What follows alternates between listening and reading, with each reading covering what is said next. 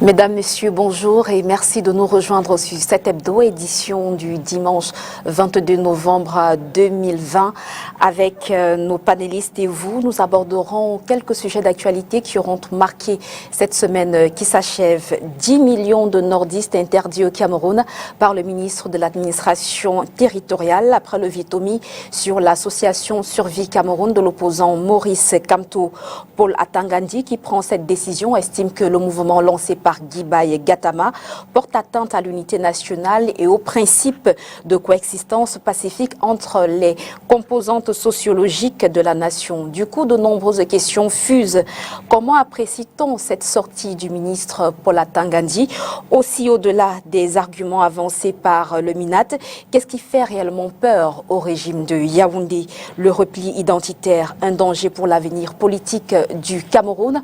Autre sujet, mise en vitrine, insécurité à Yaoundé, insécurité dans le pays. Yaoundé se mobilise.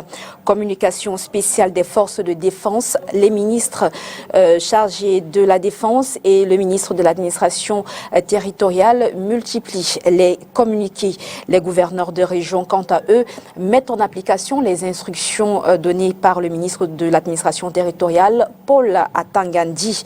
Ceci à quelques jours des toutes premières élections régionales au Cameroun, attendues justement le 6 décembre 2020, si rien ne change. Y a-t-il lieu de s'inquiéter face aux actes de violence observés dans les régions du nord-ouest et du sud-ouest ces derniers jours? À quoi renvoient les récurrentes explosions de bombes de fabrication artisanale dans les villes de Yaoundé et Douala? Nous aborderons toutes ces questions avec nos différents panélistes ici sur le plateau. Ils sont au nombre de 4.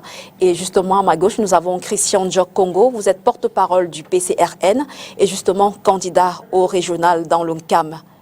Merci. Bonjour. Mireille. Bonjour Mireille, bonjour à mes copanélistes, bonjour à tous vos nombreux téléspectateurs. Tout le plaisir, le nôtre effectivement d'être sur votre panel, de lancer officiellement notre campagne sur votre télévision à la suite du président national honorable Libi Kabal qui hier a lancé, n'est-ce pas, la campagne à la région du littoral au niveau de l'église catholique de Bonamoussadi avec tous les autres candidats. En ce moment même également le président national et du côté de Mbangassina, c'est-à-dire au département du Mamekim, tout comme le coordinateur général de la campagne du PCRN. Et en ce moment, à Izeka, voyez-vous, nous avons effectivement lancé la campagne depuis hier. C'est dans ce sens que je voudrais saluer tous les électeurs de Yabassi, du Nkam, précisément les 100 électeurs, qui j'espère feront un choix audacieux cette fois-ci et nous ferons enfin sortir du marasme dans lequel se trouve le département du Nkam. Savez-vous que nous sommes à 90 km de la ville économique de Douala et de par son positionnement stratégique, le Nkam qui est ouvert à 4 régions est le département le plus enclavé du Cameroun.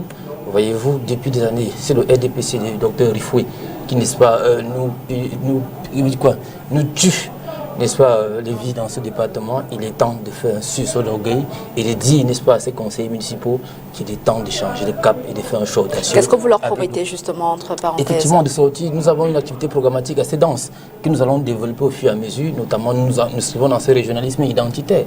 Nous avons appelé, effectivement, il faut dire ici que nous, les délégués des départements, nous devons jouer un rôle de porte-parole, c'est-à-dire porter, n'est-ce pas, les propositions, les aspirations profondes des populations. Vous savez bel et bien que l'ONCAM est quasiment inaccessible. En ce moment même, la route est coupée.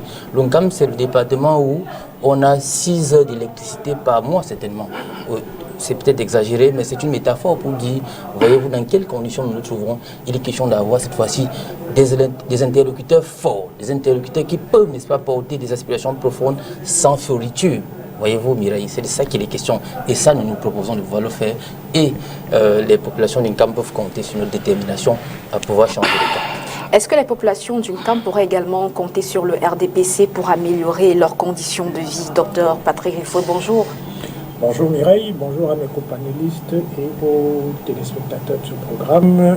Effectivement, le RDPC est également en campagne, pas seulement dans l'ONCAM, mais sur toute l'étendue du territoire. Et ce que nous disons à ceux qui éliront les délégués départementaux dans quelques jours, c'est qu'il faut faire le choix de la raison, il faut opérer le choix de la confiance en votant massivement pour les listes du RDPC.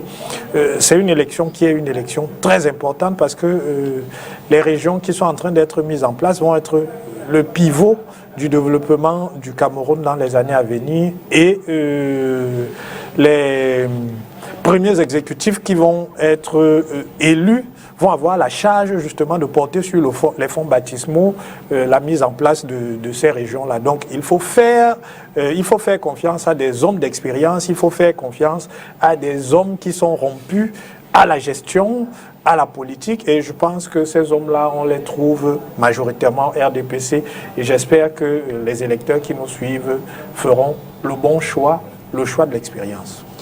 Alex Nguepi, bonjour. Vous êtes team manager du MRC dans la télévision dans la région du littoral.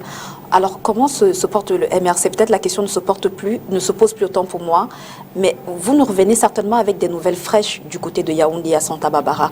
Parlez-nous de ce qui s'y est passé hier. Oui, effectivement, bonjour aux milliers de personnes, millions de personnes qui nous suivent ce jour. Un bonjour particulier à notre présidente des femmes, Madame Maître Mispa Awassoun, qui a été mise aux arrêts hier. Et aussi un bonjour à notre premier vice-président, le président Mahmoud Morta, et tous ceux-là qui sont incarcérés du côté de Nubel, donc mon cher ami politique Salomon Béas et tout le reste, et ceux qui sont aussi du côté de la prison de Fou, donc Madame Asmou Thérèse, et ceux bien sûr du côté de la prison centrale de Yaoundé, donc le porte-parole du président élu, le professeur Maurice Kamto, le conseiller, le porte-parole du président, le professeur Maurice Kamto, le conseiller Bebou Nissak et le professeur Alain Foguet, qui en passant ont reçu des tortures de ce côté-là. Donc, il s'avère que du côté de Yaoundé, hier, on a donc des amis politiques, des militants, des Camerounais, des citoyens qui ont décidé de se rendre sur Yaoundé, d'aller approvisionner le président Kamto en vive frais parce qu'il n'a même pas le droit de sortir, de faire ses courses. La dernière fois que son gardien est sorti, il a été mis aux arrêts. Il faudrait qu'on le dise que pendant 4 jours, l'électricité a été coupée chez lui. Et même le groupe électrogène qui alimente sa maison en cas de panne, lorsque le gardien est sorti pour aller acheter du carburant, il a été mis aux arrêts. Ça, c'est ce que les gens ne savent pas. Donc on a un régime qui s'amuse à jouer avec la vie des Camerounais. Je pense que même quand une personne est incarcérée, il a droit à l'assistance humanitaire, il a droit au respect de sa dignité humaine, il a droit au respect de sa personne. Donc le professeur Maurice Kamto est en résidence surveillée sans qu'un magistrat n'ait formellement eu à notifier cette résidence surveillée-là. Malheureusement, c'est un peu ça. Donc les dames qui sont parties là-bas allaient approvisionner le professeur Kamto en vivres frais et en eau potable. Comment arrive-t-on à ce qu'elles se retrouvent Elles se retrouvent nues parce que celles qui sont parties n'ont pas eu accès à la résidence, avec les vivres frais qu'elles avaient. Donc face à cette indignation, elles ont été obligées de se mettre nues pour dire mais c'est pas possible qu'on arrête une personne, quelqu'un qui était en condition présidentielle. Est-ce qu'en se mettant nu, ça va amener, ça va conduire à la libération de vous savez, la femme est porteuse de l'humanité. Hein, et quand une femme se met nue, cela est un message fort. Elle se met nue parce qu'elles sont indignées. Le professeur Maurice Kamto est un enfant au jour de cette femme-là. Elles l'ont enfanté. Une femme, une mère ne peut pas supporter que son enfant meure de famine. Et c'est ce qui se passe du côté de Santa Barbara. Donc elle s'indigne que non, on ne peut pas être là et notre fils n'arrive pas à se nourrir alors que nous sommes ces mamans, nous apportons à manger. Soyez sûr, une femme est prête à tout pour nourrir son enfant. Et merci. Oui, pour chuter. Donc, face à tout cela, donc, on a donc un régime oppressif, on a une dictature en face qui ne sait que répondre par la force des armes. Certains ont été mis aux arrêts. La présidente du MRC, Mme Mispa, n'était pas mise aux arrêts. Quand elle a suivi cela, elle est donc allée négocier pour qu'on puisse libérer ces femmes-là qui ont été interpellées. Et c'est donc là où elle est aussi appréhendée. Et jusqu'à preuve de contraire, d'autres ont été libérés, sauf elle qui continue à rester enfermée. Merci Alex Nguepi. Vous nous venez du MRC.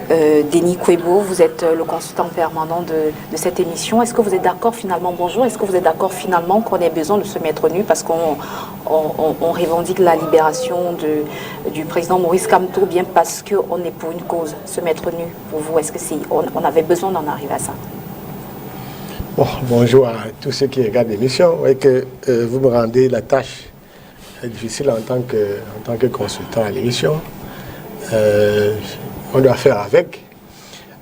J'ai une très grande difficulté souvent à tenir des débats avec les acteurs politiques. Et de par mes formations de base, j'aurais aimé de temps en temps être dans une situation où je parlerais de la politique. Je le dis parce que la semaine dernière, on était sur ce plateau avec des avocats et avec brio, ils ont défendu leur corps de métier, ils ont défendu leur chapelle. Alors, quand vous posez une question à un homme politique, il faut savoir que c'est tout un métier aussi. Hein. La politique, c'est tout un métier qui a des règles. Et sortir des règles de ce métier-là, vous aurez des difficultés à apporter la contradiction vis-à-vis comme monsieur, qui n'est pas n'importe qui, vous savez qu'il a le verbe assez facile.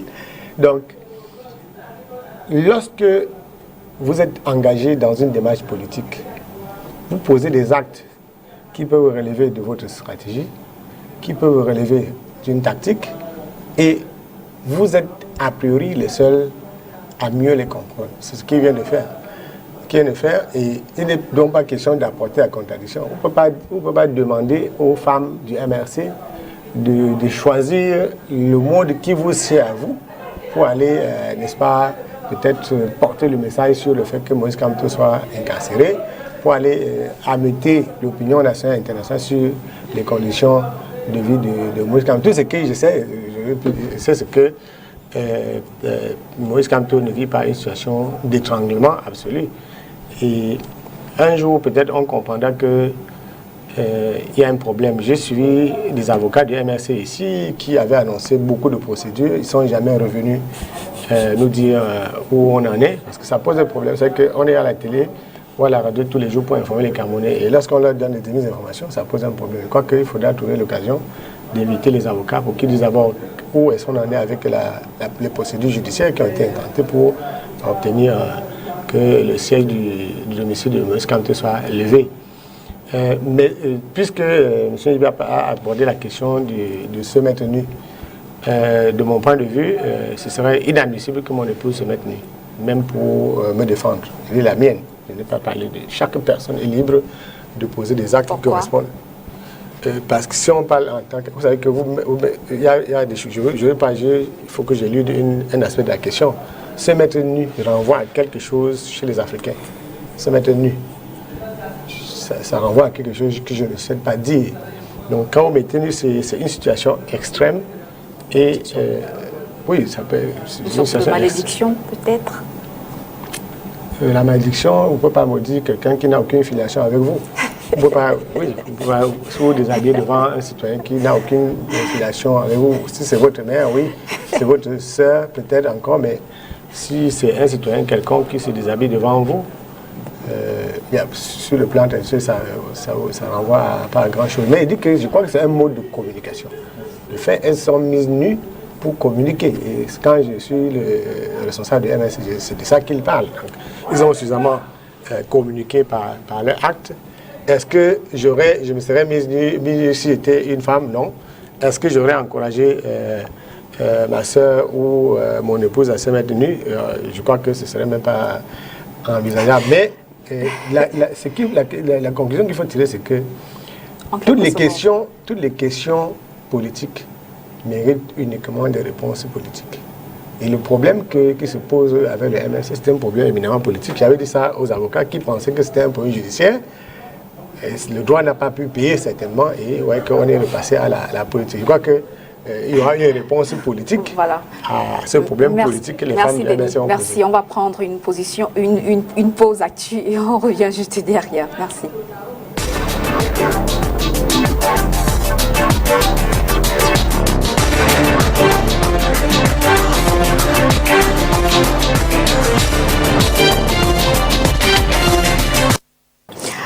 Quelques sujets pour cette pause actu. On a entre autres cette crise qui oppose la FECAFOOT, la Fédération camerounaise de football, et la Ligue de football professionnel du Cameroun. Donc le TAS, on le sait, le tribunal arbitral du sport, suspend la décision prise par la FECAFOOT de retirer à la Ligue de football, à la Ligue de football professionnel du Cameroun l'organisation du football des championnats au Cameroun. Donc le TAS est clair sur le sujet, mais on ne comprend pas pourquoi est-ce que la FECAFOOT s'obstine autant? Christian Diok, vous comprenez les raisons pour lesquelles la FECAFOOT s'obstine autant parce qu'elle ne compte pas baisser les bras? Non, effectivement, moi, ce jeu ou cet imbroglio, effectivement, moi, comment dirais-je, nous permet de rendre compte du fonctionnement institutionnel au niveau du Cameroun. C'est toujours ça un peu, voyez-vous. Et là, c'est une crise managériale qui trouve, n'est-ce pas, ses réminiscences depuis, me semble, les années 1996, avec l'affaire Ongandi, si je ne me trompe pas, pour en arriver avec IA, voyez-vous, et les différentes normalisations que nous avons eues, ça et là. Il faut déjà comprendre que c'est une grosse mafia qui se déroule parce que le football, qui est un vecteur diplomatique, est également un gros vecteur économique. Il y a beaucoup de sous, c'est une affaire de centaines, j'allais dire même des milliers, des milliards qui se jouent. Et les différents strates qui contrôlent, n'est-ce pas, l'ordre politique établi à Yaoundé se bagarrent, s'entremêlent jusque-là. Mais moi, je vais avoir une deuxième grille de lecture pour dire effectivement que j'en appelle effectivement d'autres entités de la République, notamment les CTD, pour comprendre, pour tenir tête à un moment donné, pour comprendre que quand l'ordre politique étatique veut imposer une mécanique fonctionnelle, ils peuvent en dire effectivement non. Et ça permet un peu de jouer la notion de check and balance, docteur Rifoué. C'est un peu ce que l'on constate entre le pouvoir central et Yaoundé. On a vu même le président de la République qui peut instruire, voyez-vous, au Premier ministre de trouver, de solutionner le problème, sinon de lui en proposer des solutions. Et que la FECAFOOT dise, niet, monsieur le président de la République, vraiment, entendez-vous au pouvoir que le peuple vous a confié. Nous également, nous tenons notre mandat, n'est-ce pas, d'une élection. Là, on a fait à deux types d'élus qui s'entrechoquent. Et c'est ça que nous appelons. Moi, je vais faire une extension. Voyez-vous, moi, je suis en campagne politique. Ouais. Je vais faire une extension en disant, monsieur les maires et monsieur les conseils municipaux et conseils régionaux à venir, voilà ce à quoi on vous attend.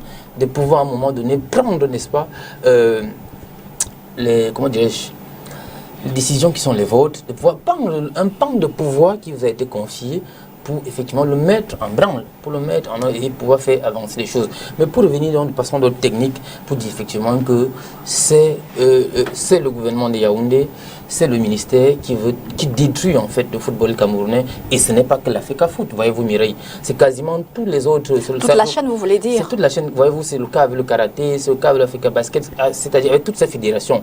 Il se pose quoi?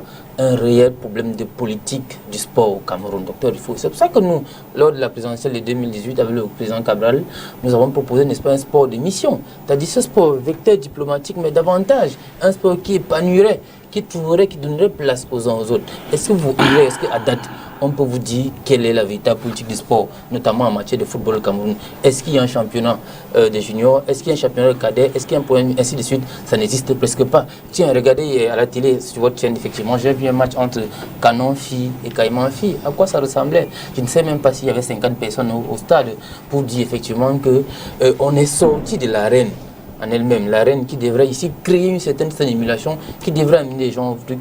Et même, vous voyez le cas des derniers matchs de Lyon, ça n'intéressait quasiment presque personne. Pourquoi? À cause, n'est-ce pas, de l'inconséquence managériale de l'ordre politique établi à travers, n'est-ce pas, ces relais.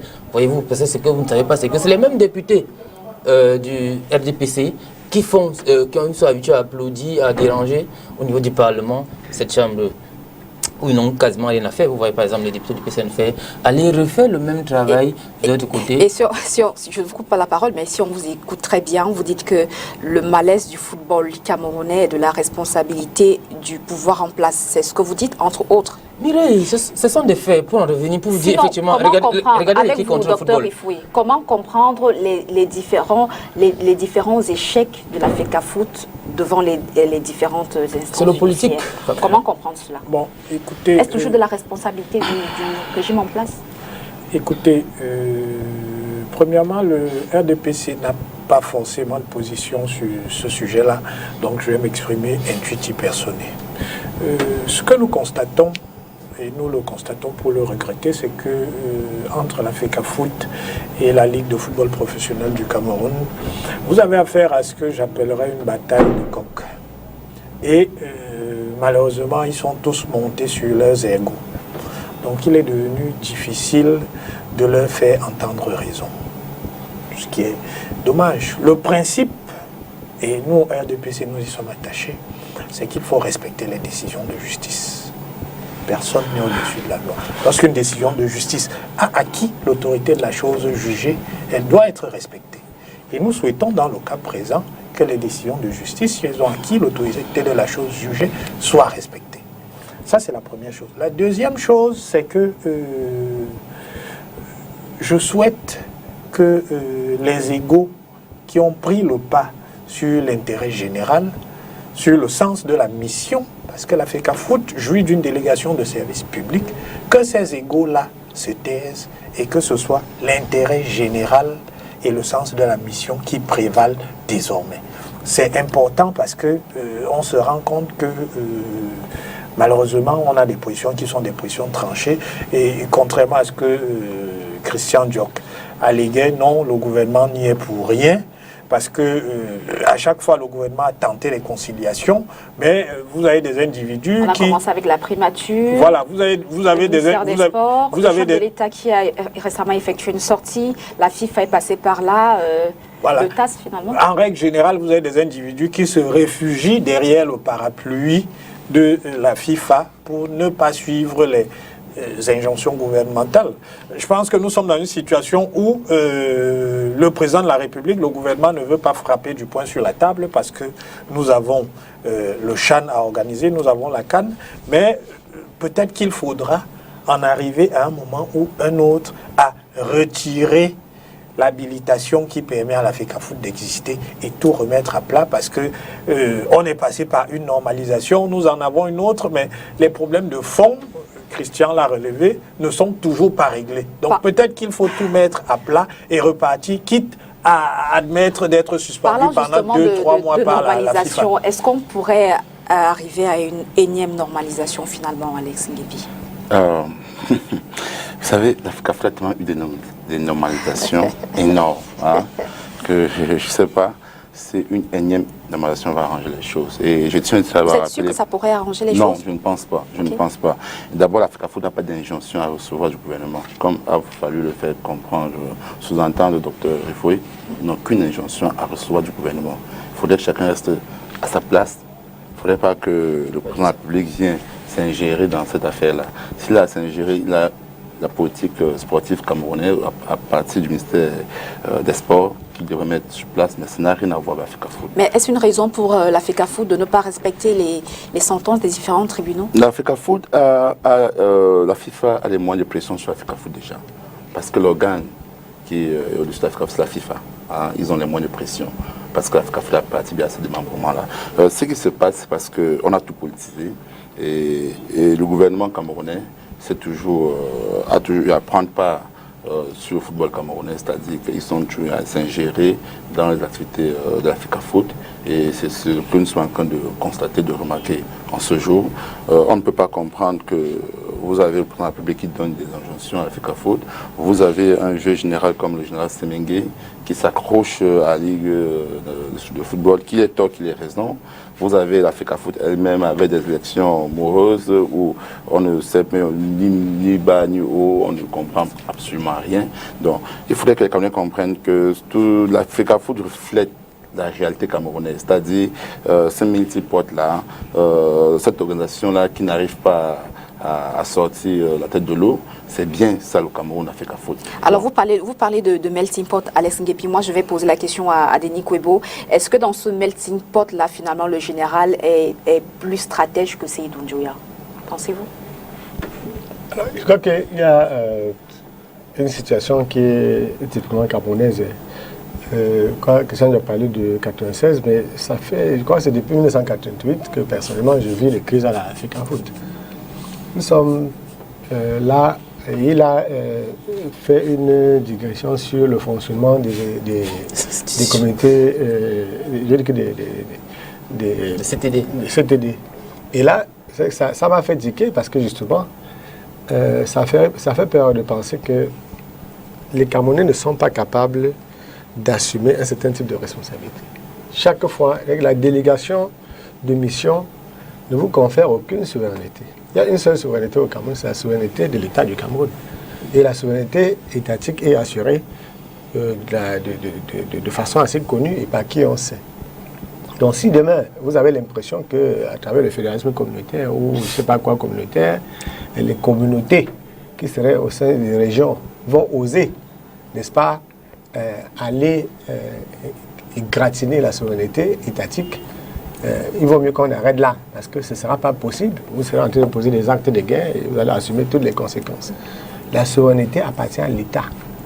Donc l'Africa Foot, vous savez qu'il y a d'autres fédérations ailleurs qui sont en les mains de l'État. Au Qatar, c'est qui gère le football. L'État du Cameroun peut gérer le foot. Il suffit seulement qu'on mette à plat et qu'on dise à la FIFA que désormais, parce qu'on va gérer, ils vont suivre. Donc l'Africa Foot, c'est des Camerounais. Ce sont des Camerounais. Il y a un seul ordre établi au Cameroun. Il n'y a pas deux ordres établis dans un pays. Tous les citoyens d'un pays obéissent au même ordre. Nous sommes dans une situation où le fait qu'on ait donné la parole, je me répète 1000 fois, le fait que dans un pays, on ait donné la parole à monsieur tout le monde est un désastre. La défiance s'organise lorsque on avance sans expertise. Juste parce que vous êtes devenu président, vous pouvez ramasser n'importe qui au quartier, il devient président de l'Africa Foot et vous dit Africa Foot. Alors qu'il ne sait rien du management, mais quand on regarde la façon dont alors les gens... vous, Seynou Njoya, c'est monsieur tout le monde. Je ne peux pas de M. Seynou Njoya, il n'est que président de l'Africa Foot. À l'Africa Foot, il y a même des députés, même de l'opposition. Et vous voyez comment, lorsque les Camerounais sont en situation alimentaire, ils s'entendent tellement, il n'y a pas d'opposition à l'Africa Foot, parce qu'on est dans une situation alimentaire. Ceux qui ont souvent le verbe très facile, qui ont la théorie, la science très facile, lorsqu'ils vont venir ici parler de billard ou de changement au Cameroun, lorsqu'ils se retrouvent à l'Africa Foot, vous voyez comment tout le monde est devenu muet, tout le monde est aveugle. Je vous dis bien que l'Africa Foot, là, c'est tout le monde qui est dedans. Y compris des gens qui prétendent être de l'opposition. Donc eux, au moins, ils auraient pu impulser une autre dynamique. La fédération, on a vu, il y a un avis, tout à l'heure on a dit... Le général Somengue, finalement, est-ce que vous pensez qu'il est plus stratège que Seydou Njoya? Il est seulement dans son bon droit. Ce n'est pas, on ne peut pas, c'est pas un criminel, ce n'est pas un crime, je viens. Ce n'est pas un crime. Non, si j'étais à la place de Somengue, j'aurais abusé de mes droits. Le général Somengue n'a jamais abusé de ses droits, il n'est jamais venu avec des militaires à une réunion pour dire on va interpeller tel. Si c'était d'autres Camerounais, ses adversaires, si ses adversaires avaient la moitié de son pouvoir, je crois qu'ils auraient réglé l'affaire avec la force. Vous dites qu'il y a une décision de justice. Le TAS a arbitré. Alors, autorité de la chose jugée, justement, je crois qu'on devait s'en tenir sur la médiation, avec, je crois que l'État le président a instruit une réunion, et apparemment les choses sont en train de se normaliser. Pourquoi? Parce que ceux qui sont à l'Africa savent qu'on est capable, c'est qu'on peut gérer cette affaire autrement. Et ce qui m'étonne, c'est que j'ai appris que ce soit un des protagonistes. Permettez que je le dise. C'est ça que je suis devenu. Oui, je dis que je suis devenu gendarme des mœurs professionnelles. J'ai appris qu'il y a un protagoniste, M. Govondo, qui sera sur un plateau de télévision ce soir. Pourquoi? C'est parce qu'il y a une tentation pour certains professionnels que nous sommes et que vous êtes, à vouloir à tout prix faire alimenter la polémique dans notre pays. Si vous êtes journaliste et que vous donnez la mission d'alimenter des polémiques, vous êtes en train de sortir de votre métier. Si le métier est à gauche, sachez que vous êtes en train d'aller à droite. Donc au moment où on cherche un consensus, où les gens s'accordent, le fait d'aller sortir un acteur isolé pour le ramener au centre de la polémique, c'est une tentative de récupération pour, n'est-ce pas, que la sérénité ne revienne pas. Il faut toujours en appeler à notre Merci Denis. Parlant justement de polémique, nous allons nous intéresser justement à cette tension qui existe depuis quelques jours entre les avocats et les administrations judiciaires au Cameroun. Le bâtonnier de l'ordre des avocats a effectué une sortie récemment pour s'exprimer sur le sujet. Nous vous invitons à l'écouter.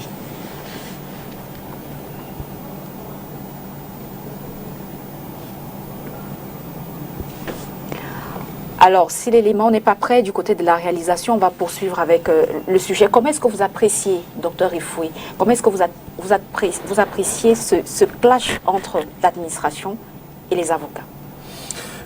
Je ne pense pas qu'il y ait un clash entre l'administration, les autorités judiciaires. Comment vous qualifiez ça, et les avocats. Les avocats font partie de ce système qui est chargé de rendre la justice au Cameroun au nom du peuple camerounais.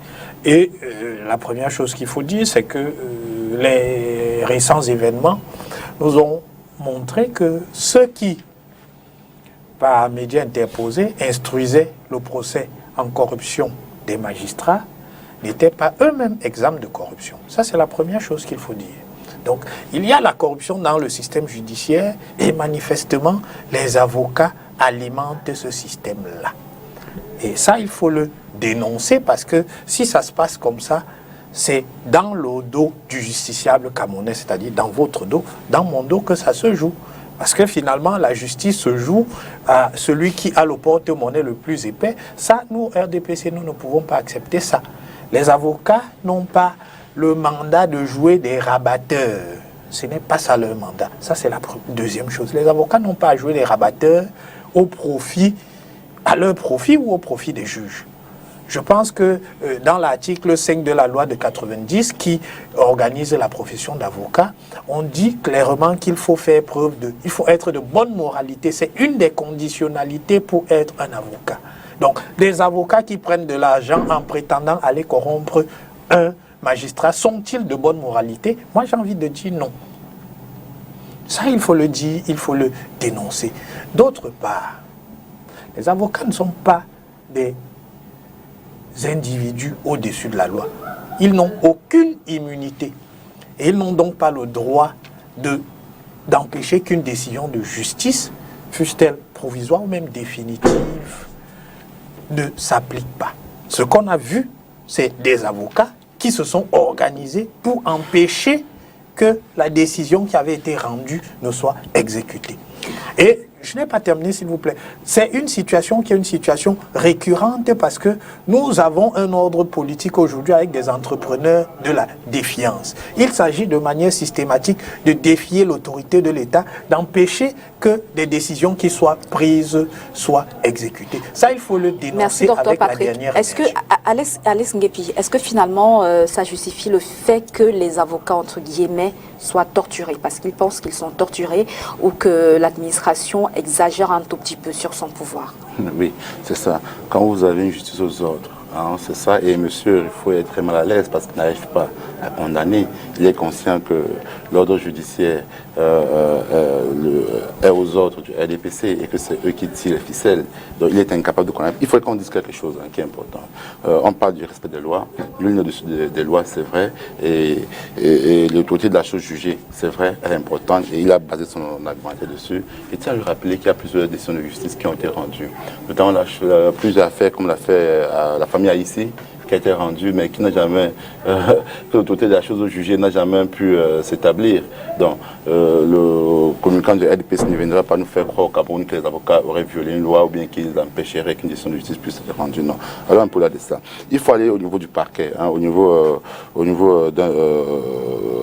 d'un tribunal. C'est-à-dire, le cas de Ndoketi, par exemple, la sécurité dans l'enceinte du tribunal est assurée, de manière générale, est assurée par le magistrat de parquet, qui est le procureur. Oui. Mais à l'intérieur d'une salle d'audience, la sécurité est exclusivement assurée par le président du tribunal. Bon, qui a donné l'ordre à ces personnes d'entrer et d'intervenir? Même s'ils empêchent qu'une décision de justice puisse être rendue, il faut que quelqu'un puisse demander qu'ils n'entrent pas à l'intérieur sans que personne ne les saisisse. Le Cameroun est l'un des rares pays au monde entier où on voit des avocats qui sont des officiers de justice en train d'être gazés dans l'enceinte d'un tribunal. Ailleurs, ça se passe à l'extérieur, mais jamais dans l'enceinte d'un tribunal. Le tribunal, c'est un sacrilège, c'est une violation qu'on ne peut pas qualifier.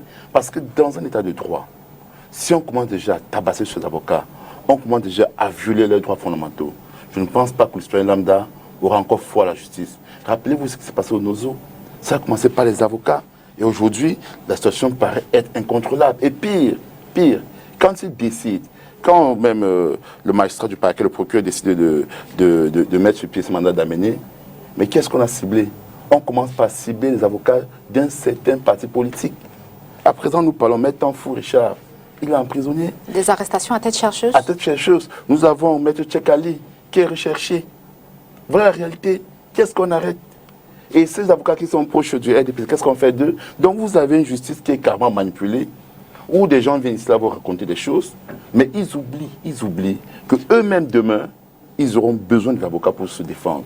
Donc nous souhaitons que pour la République exemplaire qu'on veut construire au Cameroun, qu'on arrête de croire qu'il y a une justice pour les uns et une autre pour les autres. Nul ne suit sur des lois, nous sommes d'accord, mais il faudrait que pour une fois ici au Cameroun, dans ce pays, lorsqu'on veut poser le problème de la justice, quel secteur le plus corrompu, et qu'on dise que les avocats sont corrompus, les magistrats également le sont. Ils sont aussi corrompus. Mais à quel moment on a vu un magistrat dans ce pays véritablement être interpellé pour faire des corruptions? À quel moment est-ce qu'on a vu un magistrat être violenté dans ce pays parce qu'il est soupçonné de corruption? À votre suite, Alex Nguepi, nous allons aller prendre le bâtonnier du barreau. Nous pensons que de tels agissements ne sont pas acceptables. Non pas parce que l'avocat est au-dessus de la loi. L'avocat est soumis à la loi comme n'importe quel citoyen, comme le fonctionnaire de police, comme le magistrat. Mais il y a des manières de mener une enquête, et surtout dans le cas qui nous intéresse, nous avons dans cette procédure des membres de ce qu'il est convenu d'appeler la famille judiciaire, c'est-à-dire des avocats.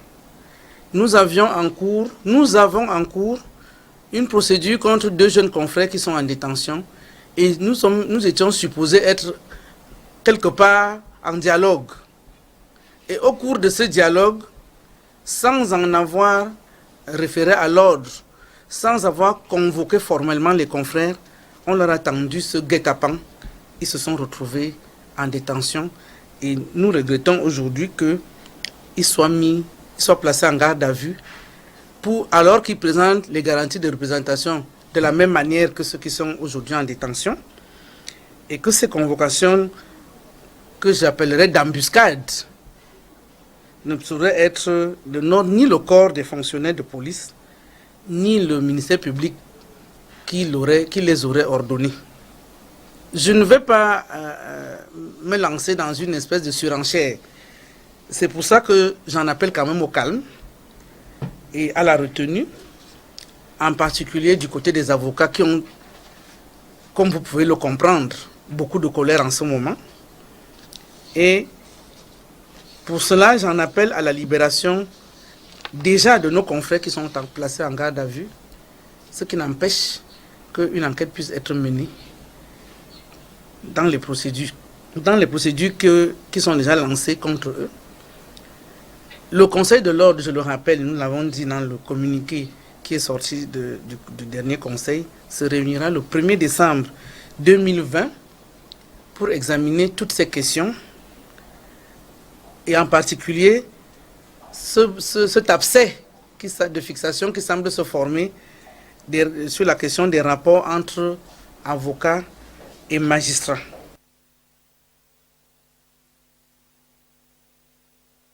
Par intérim, parce que le bâtonnier Maître Tchakounté Patié est décédé il y a quelque temps. Il sera inhumé le 28 novembre prochain. À la suite de ce sujet, on parle un tout petit peu de la problématique de l'établissement de la carte nationale d'identité au Cameroun et des actes de naissance avec vous, Denis Kouébo. Qu'est-ce qui coince finalement? C'est vrai qu'on a abordé le sujet à l'Assemblée nationale récemment, il y a quelques jours. Qu'est-ce qui coince? Qu'est-ce qui fait problème? Parce que finalement, pour établir un passeport au Cameroun ou une CNI, c'est pas du tout évident. Bon, donc le problème n'est pas tant celui de la difficulté à se faire établir un acte de naissance au Cameroun. Il y a un appareil de la question de l'informatisation de l'état civil, mais il y a des Camerounais qui ont de la difficulté, il y a des enfants qui ont de la difficulté à obtenir un acte de naissance. Moi, je suis dans une zone avec de lourdes conséquences, il faut le dire. Il y a des pans entiers même de la population qui n'ont pas de cas. Moi, je suis avec les populations Bororo à l'ouest. Je n'ai travaillé avec eux dans le nord-ouest. Ils ont de la difficulté à avoir accès même à la nationalité, puisqu'ils sont des Camerounais de nom. Ils n'ont aucun papier, ils naissent dans leur environnement naturel qui est la savane, où ils ne vivent pas dans l'espace urbain ou en zone très rurale comme les autres. Et par conséquent, ils ne prétendent même pas à l'acte de naissance. Donc, le rapprochement qui est fait avec... si vous n'avez pas un acte de naissance, il y a un ensemble de conséquences que cela emporte. J'ai entendu parler, je crois qu'il y a, quand on parle de la question de la CNI, on ne peut pas avoir une CNI si vous n'avez pas d'acte de naissance, par exemple. Il y a des Camerounais aussi qui étaient habitués à avoir cet acte de naissance. On dit, chaque fois qu'on leur refusait un visa dans une ambassade, je crois qu'ils rentraient rapidement faire... Oui, c'est avec l'évolution, je ne sais pas, des techniques de l'information et de la communication, on se retrouve avec le numérique, on se retrouve avec des pans entiers de la société qui ont des problèmes. Quelquefois, on les pose toujours par... Bon, à l'Assemblée, il y a une franchise qui voulait qu'on parle comme député, mais quelquefois, on ne met pas le doigt là où il faut véritablement. Je crois qu'il faut une nouvelle éducation civique au Cameroun, que les gens apprennent à déclarer effectivement les naissances, que ces déclarations avec les hôpitaux, ouais, les femmes peuvent donner naissance dans n'importe quel centre au quartier aujourd'hui. Est-ce que ces déclarations de naissance qui sont faites là au coin de la rue sont faites en bonne et due forme? Comment est-ce qu'on remonte? C'est tout c'est pas seulement, je crois que c'est pas seulement dans notre pays. J'ai vécu dans un pays où 30 ans après l'indépendance, il n'y avait pas de carte d'identité nationale, donc tout le monde pouvait avoir, quand j'étais au Nigeria, il n'y avait pas de CNI. Pas de carte, pas d'acte de naissance, justement, pas d'acte de naissance, pas de CNI. Il faut une nouvelle éducation à la Voilà, citoyenneté. pas de CNI, ça veut dire que les élèves, les enfants ne peuvent pas se présenter, par exemple, au CEP, au concours. Oui, la première difficulté, parce qu'il n'existe pas juridiquement. C'est un fait, Mireille. C'est une des incongruités, effectivement, n'est-ce pas, de ce système, voyez-vous. Parce que là, il s'agit de la question de la sécurisation de l'état civil, de l'identité camerounaise, comme parlait tout à l'heure, Denis. Ce que l'on a remarqué, je vais vous prendre une anecdote pour vous dire, moi, pour obtenir une carte d'identité, j'ai fait de 2016 à 2018 pour avoir une carte. Je me suis rendu par Yaoundé 13 fois.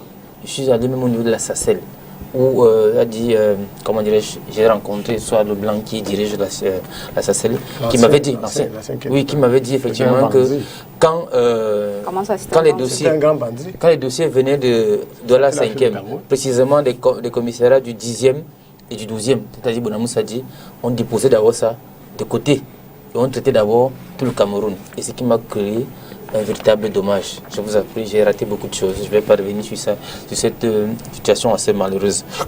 Mais davantage, je veux prendre un autre exemple pour vous dire, quand un enfant est né, par exemple dans un village comme Dokama, c'est-à-dire c'est sur la route de Yabassi, voyez-vous, ici, il n'y a pas un centre d'état civil secondaire. Il faut aller à Yabassi, il faut faire quasiment 90 km, où il est difficilement accessible. Voyez-vous, M. Denis, c'est un problème. C'est pour cela peut-être aussi, en un moment d'espoir qui parlait des politiques publiques, le président Kabal l'a soulevé l'autre jour lors du débat parlementaire, comme vous l'avez effectivement dit, et la question de la triple identité, mais davantage la question, elle, de la carte. Parce qu'on devrait en principe associer et la carte sanitaire et la carte identitaire, c'est-à-dire on devrait savoir, on devrait allier tout ceci pour pouvoir avoir un seul, comme un guichet unique. C'est-à-dire on est dans un centre, on le déclare ici, et même l'ordonnance 81. Pourtant, l'état civil au Cameroun elle-même est problématique. Voyez-vous, on donne la possibilité aux médecins d'abord, au centre de santé où l'enfant est né de déclarer. Et ça dit la différence pas d'où. C'est-à-dire au niveau des médecins d'abord, parce que l'enfant est né quelque part. Eux, ils ont 60 jours pour pouvoir déclarer. Si la déclaration n'est pas faite, effectivement, c'est là où les parents entrent en jeu. Donc, si le centre, l'hôpital public, lui, est un élément fondamental dans la déclaration de naissance, c'est-à-dire c'est là où part le problème, me semble. Parce que la faille part de là. C'est eux qui devaient déclarer, et même, pourquoi on n'établirait pas un tel élément aussi gratuitement? C'est quand même le premier papier dont... c'est vrai qu'à un moment, qu'à un moment on parle de gratuité, mais quand on arrive sur le terrain, la réalité est tout autre. Parce que je me souviens justement, j'ai fait un tour du côté de l'Est, les populations s'en plaignaient, la réalité est tout autre. Monsieur Denis, vous avez dit quand même qu'on parle des réalités sociales. Je vous dis, je suis au quotidien quand même. Voyez-vous, je flirte même avec certains maires. Et avec tout ça dit, au quotidien, on sait bel et bien que l'état civil n'est pas gratuit au Cameroun. Et c'est un problème. Il faut y aller parce qu'on se dit au moins que c'est l'État qui... Parce que là, se joue notre problème, celui de la statistique. Parce que si on ne peut pas maîtriser effectivement le nombre de naissances, on ne pourrait pas maîtriser la statistique, le nombre de la population exacte qu'on a. Et par conséquent, les politiques publiques ne pourront pas être adressées telles que doivent être faites. Encore que l'Institut national de la statistique a de grosses difficultés à pouvoir... Tout va de pair, effectivement. Justement. Tous ces éléments devraient être convoyés et arriver à ce niveau. Bref, il faut dire effectivement que au sortir du débat lundi dernier à l'Assemblée nationale, il y a un nombre de recommandations qui ont été faites parce que c'est une question un peu transpartisane. On a vu comme une certaine symbiose entre tous les députés qui, après le passage, n'est-ce pas, les différents ministres et autres qui s'en occupent de la question, ont fait un certain nombre de recommandations dont on attend enfin que l'ordre public étatique puisse se mettre en place. Parce que là, c'est une question vraiment qui ne concerne pas les partis politiques, ça concerne tout le monde. Ce n'est pas seulement ceux du PCN ou bien ceux du MSC, mais effectivement, il faut comprendre que là, l'état civil, c'est quelque chose de fondamental. C'est-à-dire, si vous ne pouvez pas maîtriser, effectivement, si vous ne pouvez pas sécuriser ce qui fait votre spécificité, votre différence, c'est un problème grave qu'il faut solutionner à date. Et nous osons croire que d'ici à là, que l'État va au moins pour une fois se dire, écoutez, évoluons. Il ne nous arrive pas toujours d'apprécier la chose. Merci, je vais chuter, Madame Mireille. Nous sommes à Douala Premier. Permettez que je chute tout. Merci. Alors, le débat se poursuit sur cet hebdo. Mesdames, Messieurs, merci de nous regarder. Nous sommes le 22 novembre 2020. On va prendre une transition et on vient parler de l'interdiction du MINAT concernant les 10 millions de nordistes au Cameroun.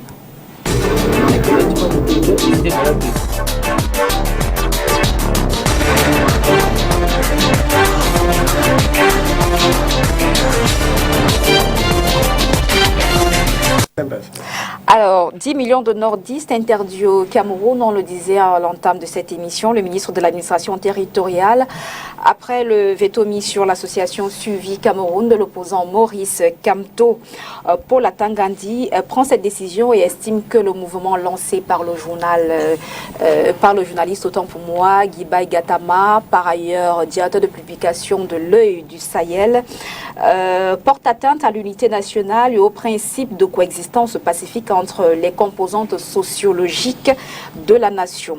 Alors, Alex Nguepi, comment appréciez-vous cette sortie du ministre Paul Atangandi? Bon, déjà, le ministre Paul Atangandi est dans son rôle, il est dans son rôle sur l'interdiction de 10 millions de nordistes, il est dans son rôle, c'est bien lui qui est régulateur des associations au Cameroun et des mouvements, donc il est dans son rôle. On ne va pas l'en tenir rigueur. Mais cependant, ce qui dérange dans ça, c'est qu'il interdit cela et les raisons paraissent être logiques. Mais quand il s'en va après reconnaître une autre association justement. Oui, et quand Betty. Oui, Betty, tout ça. Donc, déjà, le nom de l'association pose problème. Une discrimination? C'est une discrimination. Donc, même si on va dire que non, les autres, on dit qu'ils défendent les intérêts, mais quand Betty défendent aussi leurs intérêts, il faudrait dire que dans une république, laisser même croître les associations communautaires, c'est parce qu'il y a eu l'échec des politiques d'intégration communautaire dans cette république-là qu'on se retrouve dans cette situation. Par exemple, au niveau de l'Ouest Cameroun, nous avons la CAM. Demain, les Savoirs vont se lever, ils vont aussi faire leur part d'association pour défendre leurs intérêts. On a déjà des hommes politiques qui sont en train d'avoir ce genre de discours. Vous avez aussi ceux d'autres régions comme les Bassa qui vont aussi se lever, ils vont aussi faire aussi leur part de... Non, c'est ça qu'il s'agit. Ils vont aussi faire aussi leur part d'association pour défendre leurs intérêts, alors que celui qui est garant de tous les intérêts, c'est l'État. Et celui qui détient la souveraineté étatique pour le faire, c'est bien l'ordre gouvernant. C'est eux qui représentent la souveraineté dans un État.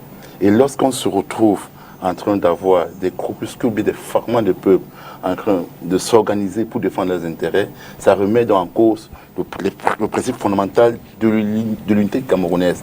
C'est tout simplement parce que l'ordre gouvernant actuel a échoué. Ils ont échoué. On ne peut pas être là.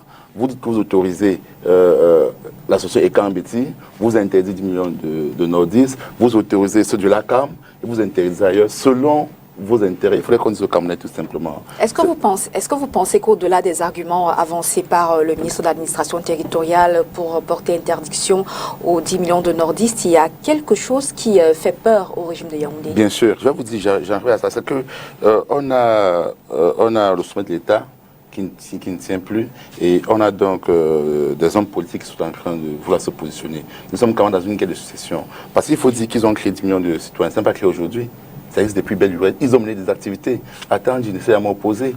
Il a laissé À l'époque, quand le MRC et d'autres partis politiques étaient en train de mener des actions, ils ont laissé prospérer, ils ont cru que c'était une affaire dans laquelle ils devaient créer pour faire taire cette infidélité. Mais quand l'affaire semble échapper, alors ils sortent et sortent le saut d'interdiction. Parce qu'effectivement, au Grand Nord, il y a donc des élites là-bas qui sont en train de s'affronter et il y a donc le contrôle de l'élite du Grand Nord qui est un enjeu crucial et le contrôle de l'élite du Grand Sud, le contrôle de l'élite de l'Ouest, du Nord et ailleurs qui se joue. Donc, ils veulent forcément être pour le contrôle de cette élite afin de déterminer qui devrait succéder d'après leur calcul à eux, qui n'est pas forcément le calcul du peuple camerounais, parce qu'il faudrait dire qu'au Cameroun, on ne parle pas de succession. Celui qui prend le pouvoir, il doit avoir l'option populaire, il doit être mis en fonction par la volonté du peuple camerounais. Donc c'est purement une guerre politique qui se joue. Ce promoteur de 10 millions de nordistes, c'est un gars du RDPC. Il faut qu'on se dise, donc ils sont en train d'écrire des affaires qui nous servent absolument, non, c'est important, qui nous servent absolument à rien. Nous aurions aimé, personnellement j'aurais aimé, qu'on interdise 10 millions de nordistes, au même titre aussi qu'on doit s'interdire l'association Ekan Béti. Ou bien 11 millions de citoyens? Non, 11 millions de citoyens, je ne vais pas entrer dans ça parce que 11 millions de citoyens avaient un but plus national. Hein. Mais disons les nordistes, ils ont des visées bien régionalistes. Pareil aussi que l'association Ekan Béti, pareil aussi que le LACAM. Donc on ne peut pas accepter un ailleurs et interdire l'autre ailleurs. Non, il n'y a pas deux poids, deux mesures. Si on interdit 10 millions de nordistes, il faut s'interdire aussi Ekan Béti, il faut s'interdire aussi pour la CAM et toute autre association qui ont des vérités régionales. Voilà pourquoi nous disons que la forme de l'État pose problème. Parce qu'en République, elle ne devrait pas exister. C'est dans la forme du fédéralisme qu'on devrait avoir ce type de vérité.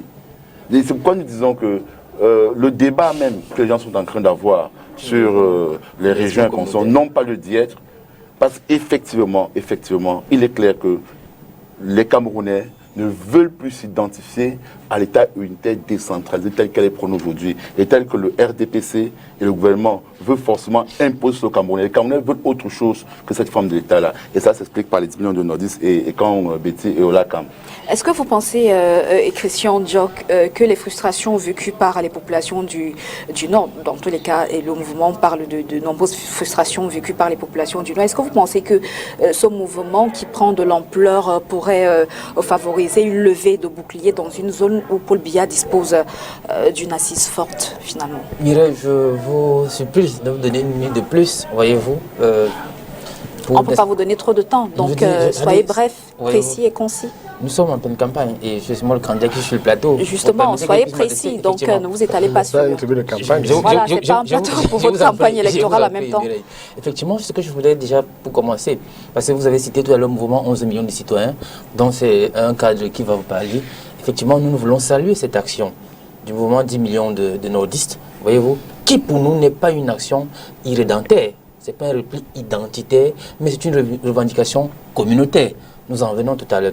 Parce que c'est des approches que les gens confondent un peu pour dire qu'ils aient une revendication un peu plus globalisante. Je veux dire globalisante, notamment l'inscription sur les listes électorales, qu'il rejoint le mouvement 11 millions de citoyens qu'on évolue dans cette grille et sortir un peu de la perspective de bétail électoral dans laquelle on les a situés. Enfin, pour reprendre mon grand frère Hamatou Gandhi, qui a dit hier effectivement que le mouton du Nord est sorti de l'enclos.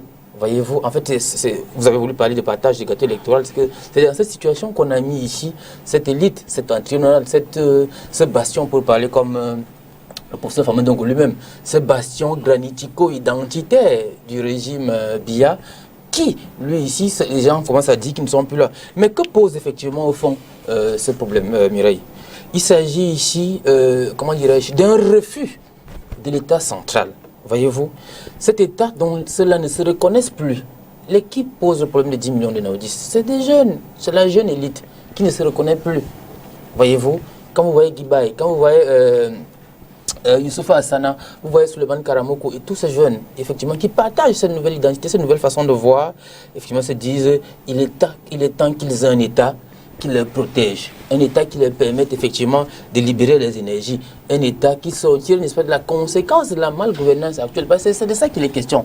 Okay?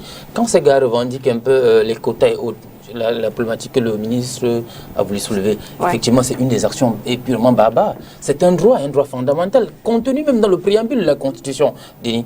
Prenez au préambule de la Constitution, vous avez la question de la revendication de la souveraineté identitaire et culturelle des uns et des autres. Ils revendiquent quoi? Une prise en compte. C'est-à-dire c'est la notion d'équité dans le partage du gâteau national. Ils ne s'y retrouvent plus. Effectivement, c'est de ça qu'il est question. C'est la ressource nationale qui est mal partagée. Effectivement. C'est là. Vous ne pas dire des choses comme ça pendant votre campagne. Non, je fais une analyse froide. Effectivement, évitons ces politiques qui vont faire dans la flagornerie, la démagogie. Ces gars posent quel problème? Ils posent quel problème, effectivement? Ils vous disent que nous sommes 49% quasiment de la population, c'est-à-dire un vivrier électoral fort. Quel chiffre? L'INS.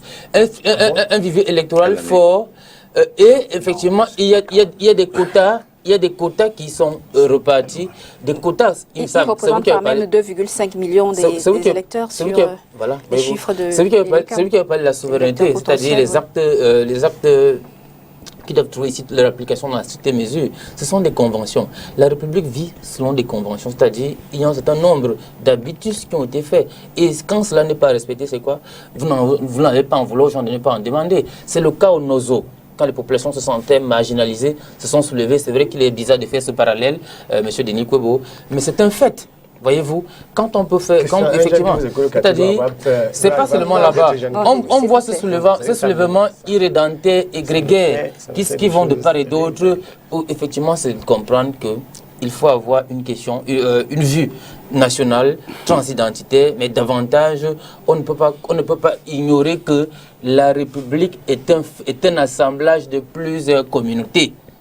Et la communauté du Grand Nord, voyez-vous, la communauté septentrionale, qui, elle ici, elle est prise, elle a été discriminée. Parce qu'un des ministres, le ministre de la fonction publique, a effectivement dit que toute la communauté septentrionale n'a pas pu avoir 10% au sein de l'ENAM. Ça, c'est extrêmement grave.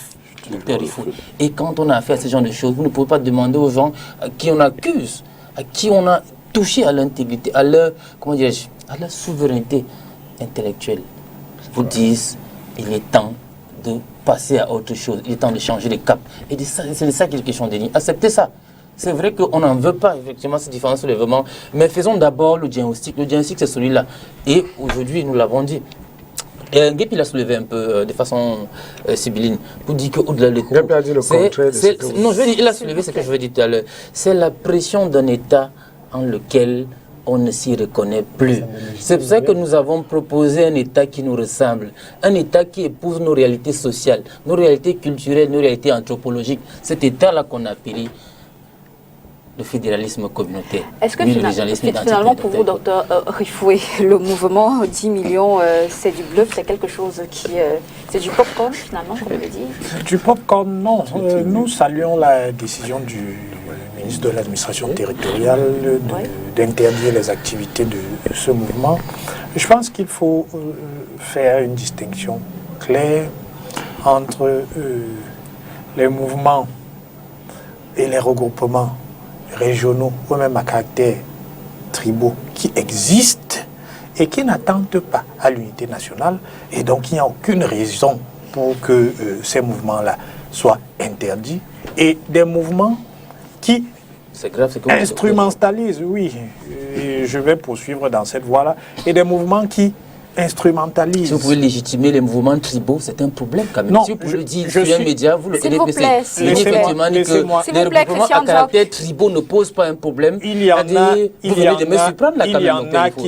c'est gravissime. Il y en a qui ne posent pas. Retirez ce que vous venez de dire. Il y en a qui ne posent pas de problème. Il y a de nombreux comités de... Il y a de nombreux comités... Non, mais c'est les 10 millions qui posent problème. S'il vous plaît, ça ne sert à rien de vous agiter.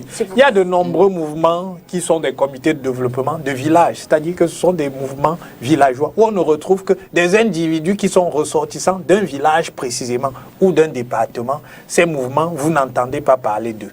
Ces mouvements ne vous font pas les statistiques pour vous dire qu'à tel concours, il y a eu 2 personnes de notre village et on souhaiterait en avoir 4 ou 5. Ces mouvements ne vous disent pas qu'il y a eu 7 personnes qui viennent de telle autre ethnie qui ont réussi à ces concours. Ces mouvements-là se contentent de poser des actions de développement qui sont des actions de développement local. Et moi, je salue l'action de ces mouvements-là. Et je dis, il faut distinguer ces mouvements-là qui n'ont rien à craindre de la décision du Docteur ministre de Patrick, il faut l'administration quand même territoriale. reconnaître que 10 millions de nordistes a réussi le pari de décomplexer les nordistes et les intéresser au débat public. Faites attention, faites attention. C'est parti, c'est terminé. Ça, des Oui, intangibles. je vais y arriver. Je vais y arriver. Et à côté de ces mouvements qui sont des mouvements légitimes, qui ont toute leur place dans la République, vous avez des mouvements qui sont des mouvements très dangereux, comme 10 millions de Camerounais. Il y a d'autres mouvements qui se sont créés dans la même mouvance. Anciennement, vous aviez le LACAM qui était dans cette logique-là. Nous disons, ces mouvements n'ont pas droit de citer au sein de la République. Le Cameroun, ce n'est pas un gâteau qu'il faut se partager. Je tiens à dire ici, et je vais peut-être encore choquer mon ami Christian, que lorsqu'il y a eu le concours de l'école normale supérieure de Marois, vous avez des Camerounais qui ont réussi ce concours avec 6 de moyenne. D'autres Camerounais avec 14 de moyenne ne réussissaient pas ce concours. On n'a pas entendu les gens se plaindre. C'est vrai qu'on se souvient quand même Voilà. que le chef de l'État avait Les demandé, mêmes qui ne se sont pas plaints oui. lorsque la règle leur était profitable, viennent vous dire aujourd'hui que il faut absolument qu'on respecte les quotas. Parce Voyons que, l'inconséquence de votre s'il vous plaît, inconséquence managériale. S'il vous plaît. C'est l'échec de les votre mêmes, système. Job, les s'il vous plaît, mêmes je vous en qui prie. ne se sont pas plaints hier parce que la règle leur profitait, se plaignent aujourd'hui parce qu'on a essayé de respecter la règle. Nous disons non. Nous disons non. On ne peut pas continuer à faire cette arithmétique-là, qui est une arithmétique tribale, qui est dangereuse. Certains interrogés sur la question disent que nous, c'est vrai qu'on n'avait rien demandé, on nous a donné, on a pris. Mais non, ce n'est pas une raison pour pouvoir déborder un tout petit peu en ce qui concerne nos droits. Si vous nous donnez, on prend. Mais maintenant, ça ne vous donne pas assez de raisons ou bien pour venir piétiner sur nos droits. Je suis désolé. Je ne suis pas certain que STV, qui est une télévision respectable, est allé au Nord mener une enquête et que cette enquête a conclu que 10 millions de Camerounais était un mouvement dans lequel le nordiste de base se reconnaît. C'est un mouvement politique qui instrumentalise un certain nombre de situations. Djibaï Gataba dit que c'est un mouvement politique. Ça, c'est ce qu'il dit. Alors que son action est essentiellement politique. Son action vise quoi? À davantage positionner les ressortissants des 3 régions septentrionales dans l'appareil gouvernemental, en considérant qu'il y a une arithmétique ethnique qui veut qu'il y ait X nombre de places pour ces individus et il y ait X nombre de places pour les individus qui viennent d'ailleurs. Nous disons non, la République ne se décompte pas de cette façon-là. Moi, je suis désolé, ces individus ne représentent personne. Et leur action est essentiellement politique. Elle est essentiellement politique parce que ce qu'elle vise, c'est effectivement influencer la décision des pouvoirs publics en mettant des règles qui favorisent extrêmement les gens qui viennent d'une certaine région au détriment d'autres personnes. Et il faut dénoncer ces mouvements-là. Parce que la conséquence, c'est quoi? Si vous laissez 10 millions de nordistes fonctionner aujourd'hui, pourquoi 30 millions de pygmées n'auraient pas droit de citer et ne feraient pas les mêmes revendications? Vous savez, l'Est, il n'y a que 4% de personnes qui viennent de la région de l'Est dans la fonction publique au Cameroun. 4%. Alors, donc, Denis, si on fait tous cette comptabilité-là, le Cameroun ne tiendra pas 2 ans. c'est vrai ça, le Cameroun ne tiendra pas 2 ans si on fait toutes ces... Vous allez permettre que je parle à haute voix. J'ai écouté Christian Diop tout à l'heure. Ouais. J'ai dit que je ne souhaiterais jamais avoir une telle conversation avec notre Camerounais. Je suis scandalisé d'entendre un jeune de son âge militant dans un parti politique qui est plein d'avenir pour le Cameroun venir parler de la notion de Bantoustan. Donc les Camerounais qui sont épris, n'est-ce pas, de nationalisme, disent non à la République des Bantoustans. Et ceux qui nous écoutent doivent savoir que les tribalistes sont très solidaires. Quand il y a 10 millions de nordistes, auraient dû ne jamais exister. Et c'est quand même curieux de voir que des gens qui sont allés à l'école se revendiquent d'un tel mouvement. C'est une insulte à l'intelligence de centaines de millions de personnes qui vivent dans le septentrion. de créer une organisation clientéliste. Vous allez même vous prêter beaucoup de bonnes organisations à ce type d'organisation-là. Une organisation clientéliste pour réclamer la part de tel. Si je veux rentrer dans les mécanismes, on vous dit, quand il faut bien choisir les gens de telle ou telle région pour tel ou tel concours, quel est le mécanisme? On prend l'enfant du planteur, on prend l'enfant de l'éleveur, c'est l'enfant du député ou l'enfant du maire. Comment est-ce qu'on sélectionne des gens de telle ou telle région? Quel est ce pays-là? Donc, moi, je ne suis pas de ceux qui s'asseyent sur deux chaises en même temps. Il faut saluer la décision du ministre Tanganji et lui dire d'avoir la même fermeté lorsque un autre mouvement clientéliste, tribaliste de cette nature-là va tenter d'être créé. Il faut, non seulement, on serait allé plus loin. Je crois que cette décision est molle. On peut aller plus loin. Il faut expliquer aux Camerounais que on est en train de... Quelqu'un a parlé de l'après-BIA. C'est l'après-BIA qui se joue parce que vous allez bien voir que ces organisations prétendument de telles régions ne sont même pas basées dans ces régions-là. Ce sont des organisations en embuscade, travaillant même pour des intérêts de personnes non originaires. Suivez mon regard. Travaillant pour des régions, des gens tapis dans l'ombre, en embuscade, prêts à l'assaut. Parce que les gens savent que d'un mois à l'autre, les choses peuvent se passer au sommet de l'État. C'est ça qui se prépare. Et aucun Camerounais qui veut d'un pays debout ne devait fermer les yeux face à cette dérive-là. Et le prétexte, c'est toujours qu'on peut mettre tout. Quand Hitler parlait de la race aryenne, il avait des mots plus justes que ceux de Saint-Jean. Il y a des mots tellement bien pour ameuter la masse. Tout le monde sait que les Camerounais souffrent. Moi, je parcours le Septentrion. Vraiment, le niveau de misère.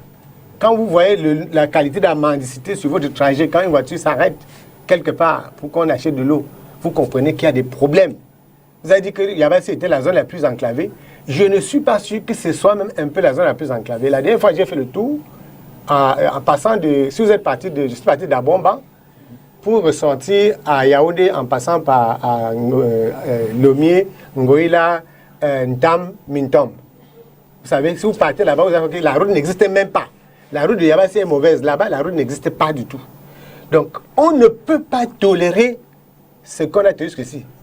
Et le prétexte sur l'affaire, moi je viens de télécharger la déclaration de récépissé du regroupement des peuples de la forêt équatoriale. L'objet, non écoutez, oui. Voici l'objet. Permettre aux peuples de la forêt équatoriale d'avoir des plateformes et des espaces d'expression, de promotion de leur culture avec des outils adaptés. Promouvoir les relations d'échange et de partenariat entre les peuples de la forêt équatoriale, favoriser l'acquisition, la diffusion d'une meilleure connaissance des traditions et des coutumes. C'est un mouvement essentiellement culturel. Mais qu'est-ce que vous faites croire que ce mouvement a également un agenda caché? Je vais avancer. Je vais avancer. Denis Kouébo, vous estimez que 10 millions de nordistes a un agenda caché. Pourquoi est-ce que vous estimez que cette association, elle non plus n'a pas un agenda caché? C'est une bonne question. 10 millions de nordistes n'a pas caché son agenda. C'est ceux qui ne veulent pas voir, qui ne l'ont pas vu. Comment ça? 10 millions de nordistes font des revendications identitaire, pas culture. On n'a jamais prononcé le mot culture.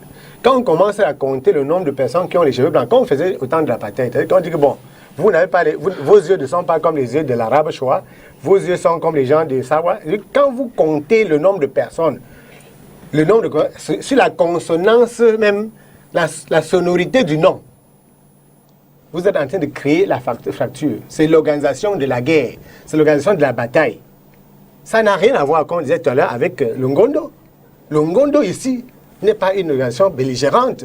Elle n'est pas belliqueuse.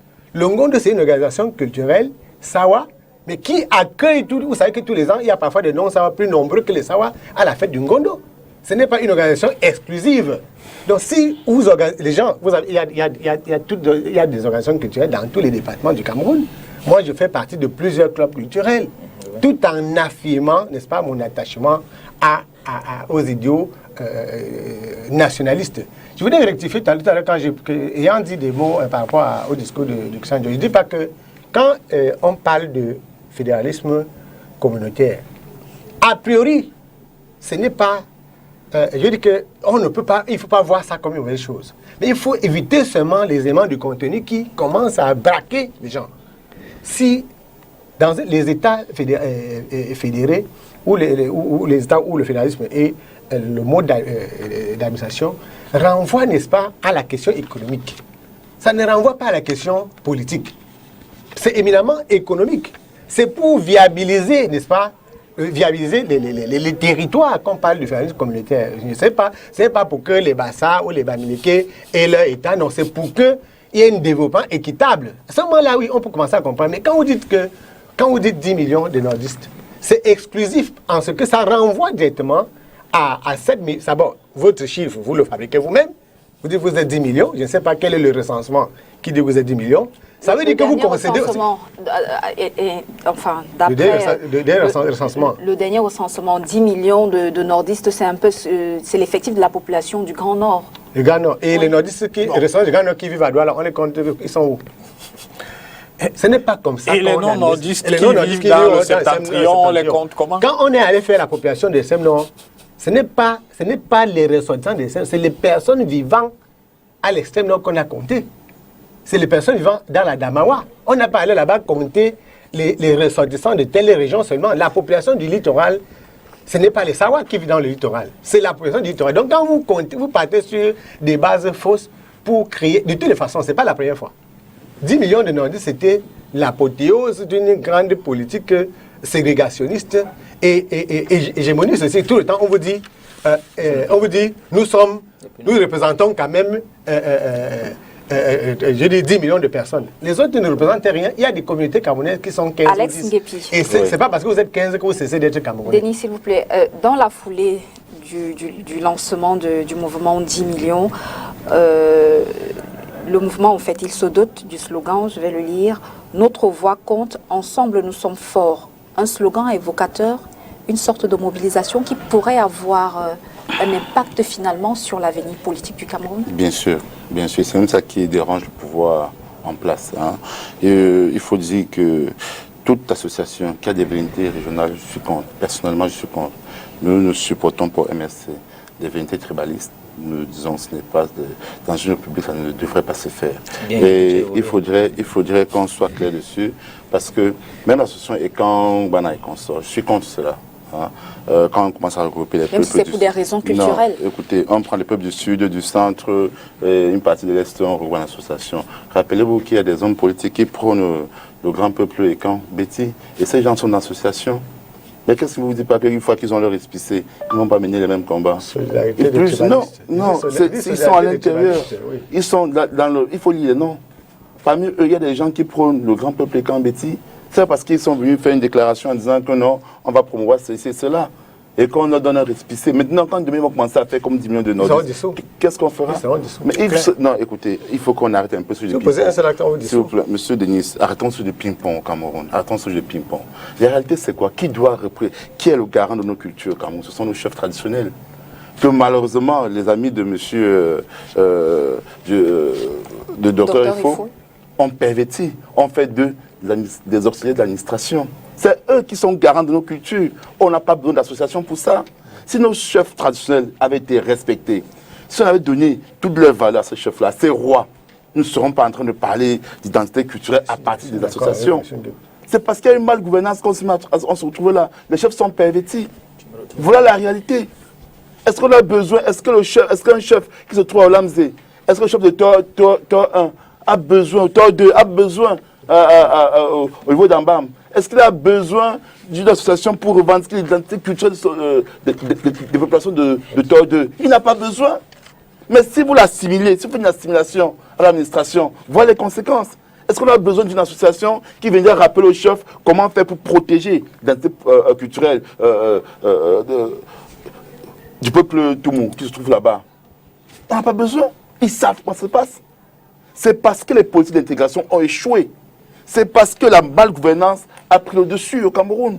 Et les gens ne veulent pas reconnaître leur responsabilité à n'avoir pas réussi à intégrer le peuple camerounais. Ils ont continué à administrer le peuple camerounais. Textuellement, quand les colons sont venus au Cameroun, ils ont suivi le même processus. Et aujourd'hui... Est-ce que, vu sur cet angle, est-ce que l'on pourrait penser que le président de la République préfère couper court toute voix critique avant de perdre la main? Non, il ne coupe aucune voix critique. Il préfère faire un déni de responsabilité. Il refuse sa responsabilité d'avoir mal géré le pays. Il est à l'origine de cela.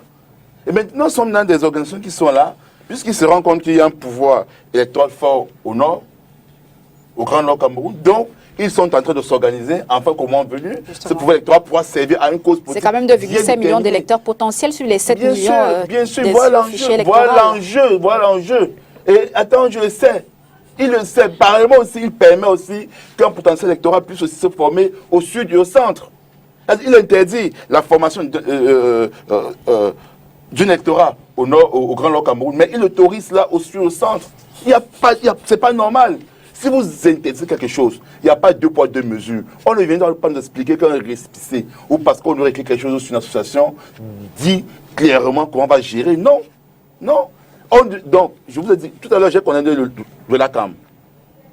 Ouais. Pourtant, je suis personne du peuple. Je fais partie. Je suis un mais je dis qu'on condamne la CAM. Je condamne la CAM. Au même titre aussi que je peux aussi permettre 10 millions de nordistes, au même titre aussi que je fais aussi le peuple et quand Betty. S'il faut sanctionner, on doit sanctionner tout le monde. Tout le monde. Je vous ai dit, pour peut-être chuter. Il y a une question au Cameroun.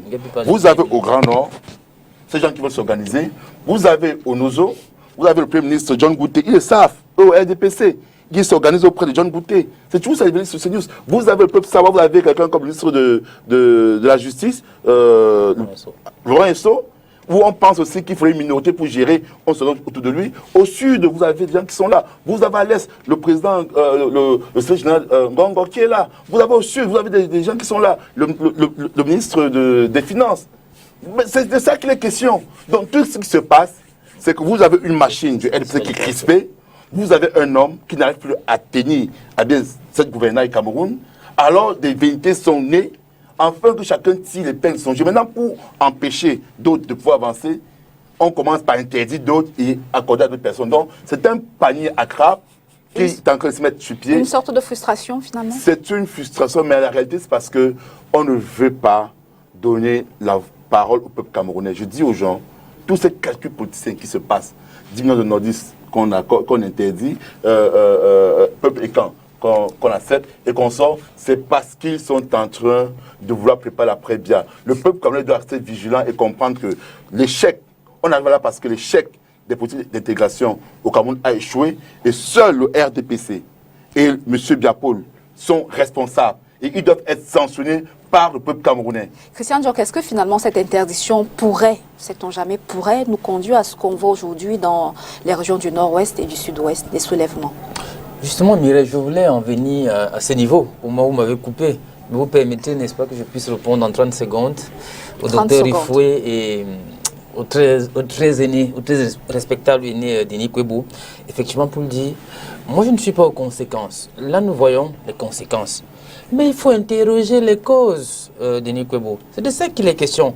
Quand vous dites cela n'aurait dû jamais exister, interrogez-vous pourquoi on en arrive là. C'est ça que je dis, pourquoi on en arrive là, docteur Ifoué? Qui met en place la politique de quotas? C'est pas moi, c'est pas un Diok, c'est pas un PCRN. C'est vous, le gouvernement RDPC, c'est l'ordre établi. Et une fois qu'il y a une convention nationale, c'est-à-dire une coutume, elle doit être respectée. Parce que la coutume ici est comprise comme une source de droit, bien que secondaire, voyez-vous. Et ces pratiques qui sont devenues, elles, des coutumes institutionnelles, c'est elles qui sont revendiquées. Comment vous allez dire à quelqu'un qu'on souffle ici, on ne peut pas revendiquer? Qui a mis en place la notion de péréquation? Voyez-vous? C'est vrai, nous tous nous partons d'un État, nous voulons cet État-là qui nous ressemble. Un État culturellement prêt et fort, mais pourquoi on arrive à l'État-nation, vous voulez la constitution de l'État, on n'en est pas encore là. Il faut accepter que le Cameroun est une agrégation, n'est-ce pas, des communautés. Et c'est ça qui va renforcer le pouvoir central demain. Donc accepter que le RDPC a échoué, il n'est plus en même, et vous ne l'avez donc pas empêché, pour revenir à votre question, Mireille, vous ne l'avez donc pas empêché à des gens qui ont des idées futuristes, qui commencent à s'organiser, à se construire. C'est un fait. On est en République, et c'est même démocratique, voyez-vous, que des gens puissent se construire, puissent avoir une certaine idée, une certaine vision, quitte à pour nous qu'elle soit nationale, voyez-vous, dans le remplacement d'un gouvernement alors mort, verrouillé, fini, et que ces gens se construisent. Donc, aujourd'hui, effectivement, ça se joue, c'est le contrôle du pouvoir, c'est la pré-bière qui se joue entre les forces du sérail, qui ont tendance à mater toute velléité qui se soulèverait, qui se positionnerait en acteur fort. Et comme quelqu'un disait, ce qui est arrivé à la poule finira toujours par arriver au canard. C'est comme ça que les revendications ont commencé dans les régions du Nord et du Sud-Est. C'était simplement des revendications tout en vous disant effectivement, voilà ce que nous on veut respecter notre identité, c'est-à-dire la langue qui est applicable dans les régions, le code qui est applicable au code OADA, c'est la même chose. Denis, comme je veux pas, il faut que vous le disiez la vérité. C'est par là où on a commencé. Et quelle a été la réponse? Permettez que je vais... C'est mon argumentaire. Permettez. Et quelle était la réponse? Effectivement, c'est la violence policière, la violence lors d'établi, qui a mal, effectivement, qui a mal adressé le problème. Et on le voit de part et d'autre. Et je ne vais pas revenir sur la notion de parallélisme de forme. Les autres ont parlé du LACAM qui existe depuis des années, qui n'a jamais été interdit. Voilà les trucs qui sont légitimés d'ailleurs. C'est grave. Et les autres vous disent effectivement que quand les gens disent qu'on revendique pour nous, c'est-à-dire nous on veut survivre. Qu'est-ce qu'ils veulent survivre? C'est leur identité, Denis. Effectivement, c'est leur culture. Docteur, qui ne veulent pas voir. Permettez que je vous dise. Effectivement, qui ne veulent pas voir Quelques ici. secondes, vous avez 5 secondes. Oui, 5 secondes. Je voulais effectivement faire la différence entre la notion de tribalisme ou de tribalité et de culture, votre identité. C'est-à-dire, qu'est-ce que ceci revendique? Ils vous disent effectivement que nous avons droit quand même à un certain nombre de choses. Et ce n'est pas nous. Et c'est la République qui a, n'est-ce pas, établi ces règles. Et si nous sommes en République, l'article 1134 du Code civil est clair. Dans ce numéro, les conventions légalement formées tiennent lieu de loi à ce qu'ils ont librement fait. Docteur Donc, Patrick, respecter effectivement est-ce qu'il ne faudrait pas peut-être prendre le temps d'écouter, d'aller vers ces associations, bien d'aller vers ces mouvements, notamment le mouvement 10 millions de nordistes, prendre le temps ou bien prendre la peine, se donner la peine d'écouter les revendications portées. Bon, la première chose que je voudrais dire, c'est que l'ethnisme, ce n'est pas le futur, contrairement à ce que Christian dit. L'ethnisme, c'est la régression. C'est la désagrégation de l'État. C'est ce à quoi ça nous conduit certainement si on ne combat pas ça. Parce qu'on appelle ça le séparatisme. Donc il ne faut pas écouter. Je n'ai pas dit qu'il ne faut pas écouter. Qu'est-ce qu'il faut faire? Je dis que l'ethnisme, c'est le séparatisme. Et à ce titre-là, c'est un danger qui menace l'unité nationale et l'intégrité de cette nation. Une fois que j'ai dit ça, je précise qu'il ne faut pas faire d'amalgame. La situation du Nord-Ouest et du Sud-Ouest n'a rien à voir avec ce qui est en train de se passer au Grand Nord. L'ethnisme en politique au Cameroun a une histoire. Et cette histoire-là est liée au retour du multipartisme au Cameroun. Les mouvements comme le LACAM ont été créés autour des années 90. D'autres mouvements à caractère ethnique. Vous feriez bien de connaître l'histoire politique de votre pays. Vous semblez effectivement l'ignorer. C'est-à-dire si vous avez laissé perdurer... Le problème, c'est ça avec vous. C'est-à-dire vous ne pouvez pas comprendre que vous avez créé quelque chose. Je n'ai pas refusé de comprendre que ceci est la conséquence de votre inconséquence. Quoi que ce soit. Et je dis, autour des années 90, vous avez un certain nombre d'entrepreneurs politiques qui ont décidé de prendre appui sur l'ethnie pour exister politiquement. C'est un paradigme. L'État a peut-être eu la faiblesse de laisser ces pratiques-là prospérer, mais aujourd'hui, ces pratiques constituent une menace pour l'État et il est urgent de prendre des mesures nécessaires pour que cela ne continue plus. Et je précise qu'il n'y a pas de parallèle à faire entre la situation de 10 millions de nordistes et les revendications qui ont conduit au mouvement sécessionniste dans les régions du Nord-Ouest et du Sud-Ouest. Je tiens à vous rappeler qu'en 1997, il y a eu 20 morts à Kumba. Donc, ne pensez surtout pas que ce qui se passe à Kumba, ce qui se passe dans les régions du Nord-Ouest et du Sud-Ouest commence en 2016. C'est une histoire qui commence en... Ça n'a pas commencé. Denis vous l'a dit aussi tout à l'heure. Ça n'a pas commencé aujourd'hui. C'est une histoire qui commence... Si vous connaissez c'est une histoire qui commence en... C'est une histoire qui commence en... C'est une histoire qui commence C'est une histoire qui commence en 64. La DSK, la dynamique sociale Kidi, est créée en 1993. Donc les Kidi en font partie. Donc je connais très bien le sujet. Je dis l'ethnisme est un danger aujourd'hui. Nous avons une nation qui est composée d'une mosaïque d'ethnies. Il faut apprendre à vivre ensemble. Ce n'est pas évident. Et malheureusement, certains ont cru que c'était à l'État de faire vivre ensemble les gens. Mais ce n'est pas possible. Parce que l'État n'est pas avec vous et moi au quartier quand nous coexistons, quand nous cohabitons. nous avons le péché de tout attendre de l'État et de nous exonérer de toute responsabilité lorsqu'il y a un certain nombre de dérives. L'État n'a jamais encouragé personne à créer des mouvements ethniques et irrédentistes. Ça, jamais. Mais vous avez des individus qui ont des intérêts à créer ces mouvements, qui les créent. Et il faut que l'État prenne ses responsabilités. Parce que si vous créez un autre front au nord-ouest, au nord, vous pourriez en créer un autre à l'est. Pourquoi vous n'en créeriez pas un au centre et un danger pour la sécurité au Cameroun? Mais un danger pour l'intégrité de la République du Cameroun. C'est un danger et à ce titre, il faut le combattre sans que la main du gouvernement ne tremble. Et je voudrais terminer en disant une chose. On ne peut pas préjuger des actions d'un individu. Pour moi, il n'y a aucune raison que l'association dont on a lu le récépissé ici soit interdite. Ce serait un procès qui se fonderait sur des préjugés. Il faut attendre que cette association pose des actes qui soient assimilables aux actes qui ont été posés par 10 millions de nordistes. Et ce jour-là, je serai le premier à demander que cette association soit interdite. Au jour d'aujourd'hui, au regard de leur déclaration à la préfecture... Le bénéfice du doute. Mais tout à fait. Au regard de leur déclaration à la préfecture, je suis désolé, ce mouvement est tout à fait licite pour exister. Alex Ngepi, on va sortir sur la question avec vous. Oui, juste en disant, docteur, il faut. C'est ce que nous sommes en train de reprocher au RDPC, la gouvernance par retardement. C'est-à-dire qu'il veut d'abord qu'il y ait d'abord des morts avant qu'on vienne mettre sur pied des lois ou avant qu'on intervienne. Non, docteur Ifoué, déjà l'existence de cette association pose problème. Elle n'aurait jamais dû exister. Il est encore temps même de l'interdire avant qu'elle ne prenne pignon sur eux. Je vous ai dit les noms des gens qui font cette association. Ils sont connus. Ils défendent l'intérêt du peuple Ekambeti. C'est connu. Ils veulent l'État Ekambeti et rattaché à Guinée et au Congo. Et c'est même une menace à la paix pour la sous-région. Parce qu'ils ne se limitent pas au Cameroun. Ils pensent que le centre, le sud, une partie de l'Est, la Guinée équatoriale et une partie du Gabon devraient être un seul État.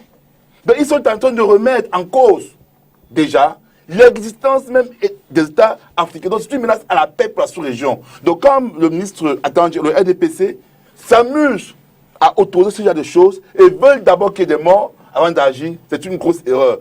L'association ECAN doit être purement interdite au même titre que le LACAM, au même titre que 10 millions de nordistes. On ne peut pas être dans un pays de 2 poids 2 mesures. À l'un, on interdit, à l'autre, on accorde. Ce n'est pas possible. Nous sommes égaux.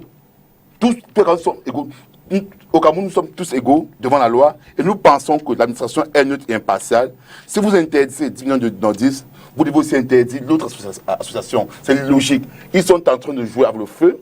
Et docteur, il voudrait qu'il y ait d'abord l'incendie avant qu'ils viennent jouer aux sapeurs-pompiers. Ce n'est pas administration publique. Votre gouvernement par retardement devrait s'arrêter. On prend une transition et on revient juste derrière pour parler des questions sécuritaires au Cameroun.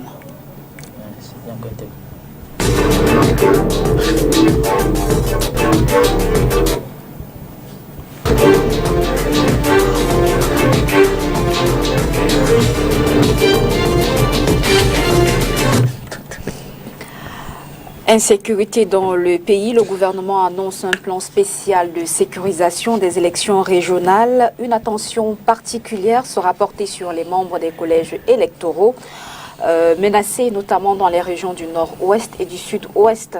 C'est ce qui ressort notamment de la dernière réunion annuelle des gouverneurs présidée par le ministre Paul Atangandi. On le rappelle, il est le ministre de l'administration territoriale. Est-ce qu'avec ceci, il y a lieu de s'inquiéter, Denis Kouébou? Je crois que j'aurais pu dire un mot avant la transition, mais non, on a changé. Bien sûr. Voilà. C'était juste une première. Il faut dire que on ne fait pas le chantage à un État. On ne fait pas le chantage à un État. J'ai suivi ce matin une déclaration du Premier ministre éthiopien avec l'annonce d'une délégation de l'Union africaine. Nous, on attend la délégation de l'Union africaine. On va discuter de tout avec eux, sauf d'une éventuelle médiation avec qui que ce soit en rapport avec la crise Dans le Tigré. Donc il y a une élection régionale qui est organisée au Cameroun pour le 6 décembre. Et l'État du Cameroun a l'obligation, c'est une obligation, de faire en sorte que ces élections se tiennent. Et de nuire à toute personne qui voudrait nuire à ces élections. Ça, il faut que les citoyens s'en rendent à lui dire. Et c'est à ce moment-là que ce n'est pas à nous de donner des instructions aux forces de défense et de sécurité. Mais en tant que citoyen, vous savez que c'est au nom du peuple camerounais que ces forces-là travaillent. Il faut que ces forces-là jouent le rôle qui vient de l'être confié par l'État, à savoir nuire à toute personne qui chercherait, on dit bien toute personne. Pour la sécurisation de ces élections-là, vous savez que le défi n'est pas seulement les élections, parce que ce qui empêche que les élections se tiennent sont dans une trajectoire qui a été amorcée depuis, à savoir de rendre ingouvernable une grande partie de notre territoire. Donc, l'élection là est un défi pour les Camerounais. Sauf que le chef ne va pas plus loin en faisant ce que nous et beaucoup d'autres personnes lui demandent de faire. C'est-à-dire décréter tout simplement l'état d'urgence pour mener une guerre sans hésitation. Une guerre ferme contre, n'est-ce pas, ceux qui ont décidé de mettre le pays à feu et à sang. Et j'ai constaté que depuis quelque temps, peut-être on ne partage pas la même information, cette semaine, il y a quelque chose de particulier qui s'est passé pour nous autres, notamment au sud-ouest, où des pans entiers des combattants amazoniens ont décidé de retourner dans la République. Dans la République. Et c'est un appel, il faut que ceux qui veulent que la jeunesse ne soit pas décimée, parce que ces gens, tous ces jeunes-là qu'on a embarqués, je dis bien qu'on a embarqués, quand ils meurent, c'est le Cameroun qui perd. On a besoin d'eux pour qu'on... On est en train de faire les régions, mais on fait les régions avec qui? Ces jeunes-là, donc il faut féliciter ces enfants qui quittent, n'est-ce pas, la brousse pour revenir au sein de la République. Et nous demandions tantôt l'état d'urgence, pourquoi? Surtout pour empêcher à ceux qui tiennent des discours ambigus de continuer à encourager les enfants qui ont les armes. Il faut que tout le monde, les gens qui sont épris de paix, de justice, qui sont épris de développement, de cohésion de la nation, adressent des messages clairs à tous ceux qui sont en forêt. Pas à demander l'amnistie. Il n'y aura jamais amnistie pour... Je vous ai déjà dit que si le président s'amuse à le faire, il aura des problèmes avec les Camerounais. Donc il faut qu'à travers ces élections-là, l'État du Cameroun montre que et que ce ne soit pas seulement les élections, parce qu'après les élections, il faudra sécuriser ces conseillers régionaux qui vont être élus et qui vont mettre en place, n'est-ce pas, une nouvelle dynamique pour que l'administration soit effectivement rapprochée des citoyens. Il faut que c'est... à un moment donné, nous pouvons faire comme on voit dans tous les autres pays. Les questions liées... Moi, tout à l'heure, je ne suis pas revenu dans l'ancien débat, mais il dit qu'en tout état de cause, on a écouté les gens ici parler de la balkanisation du pays. Est-ce que vous voyez qu'aucun Camerounais, même que les petits glissements sur le plan idéologique de mes amis du PSN, ce n'est qu'un petit glissement parce qu'en tout état de cause, ils rêvent d'un pays. Pour tous ceux qui rêvent du Cameroun, surtout ceux qui ont des ambitions nationales, quand vous avez des ambitions nationales, vous ne commencez pas par votre village. Le Cameroun a la chance d'avoir une géographie telle que aucun pan du pays ne peut gouverner contre l'autre. C'est un fait. Aucun pan, aucune région du pays, même si vous voulez vous multiplier le chiffre de votre population par 7, vous n'avez pas gouverné contre les autres. On gouverne avec les autres. Même si vous faites partie d'une minorité de 0,01% de la population. Le jour où vous gagnez des élections, vous allez gouverner pour tout le monde. Donc le 6 est un défi majeur pour le Cameroun. Ce n'est pas seulement l'élection régionale, mais c'est qu'en réalité, tout le monde, au Cameroun, tout le monde demande des régions. Le jour où on veut mettre sur pied les régions, on demande autre chose. Donc c'est que pour cette raison-là, il faut que l'État du Cameroun réaffirme sa souveraineté en montrant à ceux qui pensent qu'avec des bâtons et des fouets, on peut empêcher à eux de foncer. Il faut leur mener la guerre, et une guerre dure. Nous allons écouter cet extrait du ministre Paula Tangandi. Comme nous l'avons tous constaté, le pays est bien tenu, malgré les préoccupations sécuritaires de l'ère. Je dirais davantage que la situation sécuritaire du pays est sur contrôle. Au moment où nos travaux prennent fin, je voudrais vous engager, plus que par le passé, à suivre avec le plus grand intérêt l'exécution quotidienne des recommandations, des mesures de notre rencontre. À cet effet, vous mettrez un accent tout particulier sur la sécurisation des électeurs, du matériel électoral ainsi que des installations et du personnel d'Elections Cameroun. En tout état de cause, comme je l'ai rappelé à l'ouverture de ces assises et conformément aux 13 autres directives de son Excellence, Monsieur le Président de la République, chef de l'État, chef des armées, les élections régionales doivent se tenir dans la sérénité et la transparence sur l'ensemble du territoire national. Vous devez donc par conséquent prendre les mesures appropriées en vue de sécuriser l'ensemble du processus électoral. Au regard de l'intensification dans les tout prochains jours des activités politiques sur le terrain avec l'ouverture attendue de la campagne électorale, je vous engage, Monsieur le gouverneur des régions, à une vigilance accrue et à un sens d'anticipation très élevé. Dans cette perspective, je vous invite, Monsieur le gouverneur, à encourager les autorités administratives placées sur vos ordres à multiplier et à intensifier les tournées au sein de leurs unités de commandement respectives. Ces descentes sur le terrain permettront de prévenir les comportements excessifs et devront par-dessus tout avoir pour but l'information de la population sur l'action gouvernementale afin que, comme le soulignait le chef d'État lors de son message historique à la nation le 31 décembre dernier, je cite, d'avancer résolument sur le chemin de la paix, de l'unité nationale et du progrès, valeurs qui ont toujours fait la grandeur de notre pays. Fin de citation. Alors, Alex Nguepi, que vous inspire cette sortie du ministre Paul Atangandi? Écoutez, je suis surpris qu'on dise que les forces de défense prêtent à l'offensive et qu'on dise qu'il y a une paix apparente au Nozo. On me mentit à qui là? Allez dire ça aux enfants aux parents qui ont perdu leurs enfants à Kumba. Allez dire ça aux parents que leurs enfants ont été dénudés à Limbe. Qui apparemment tout maîtrise. Et parallèlement, vous dites que tout maîtrise et vous voulez encore tellement sécuriser. Vous allez mettre les conseillers continuer à vivre à Douala, à Bafoussam, à Yaoundé. Et vous dites que vous allez résoudre une élection régionale parce que vous êtes prêts à tout. Donc tout est comment la sécurité est possible. Non, qu'on arrête de mentir avec les Camerounais. Au sud-ouest, ça ne va pas. Ça ne va pas. Mais chaque année, oui, tout est sous contrôle. Tout est sous contrôle. Quelques temps après, il y a un problème d'insécurité. On revient encore aux gens. Non, c'est bon.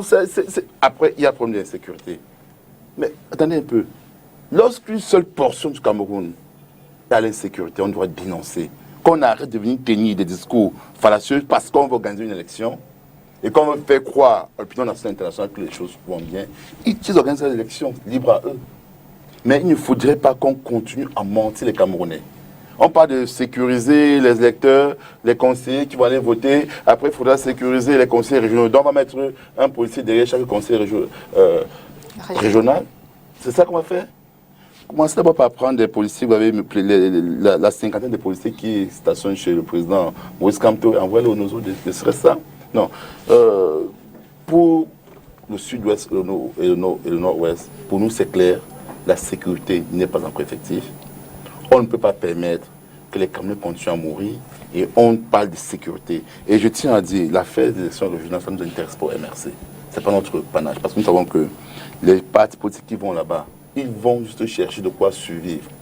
Le sacrifice ultime qu'un homme politique peut faire, c'est d'être conscient que s'il ne prend pas aux élections, il est sûr de remporter une vie comme Douala.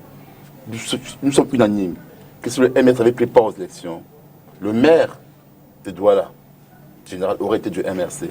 Le maire de Douala 5e. Vous continuez à le regretter, permettez-moi, s'il vous plaît. Permettez-moi, je vous ai pas interrompu. Le maire de Douala 5e, le maire de Douala 3e, le maire de Douala 4e, ils sont certains que ça aurait été du MRC.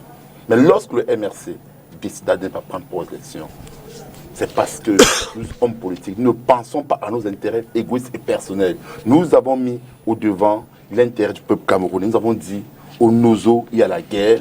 Nous n'irons pas nous enrichir au détriment du peuple anglophone, au détriment d'autres Camerounais. Alors on a décidé de ne pas prendre part à ces élections. Je dis bien, c'est le sacrifice ultime pour l'homme politique, d'être certain dans l'élection et de remporter. Il dit, je ne vais pas. Donc nous pensons, et nous sommes encore clairs dessus, que l'élection qui aura lieu au Nozo ne servira absolument à rien. Nous pensons également que la sécurité dont on nous vend aussi, du côté du Nozo, est un leurre. Il n'y a pas de sécurité au Nozo. Quand M. Tandji va au Nozo, là, son convoi est attaqué. Quand le ministre Assoumo va au Nozo, son convoi est attaqué. Ils sont là avec des gilets pare-balles comme des robots. Mais un robot quand même mieux que eux.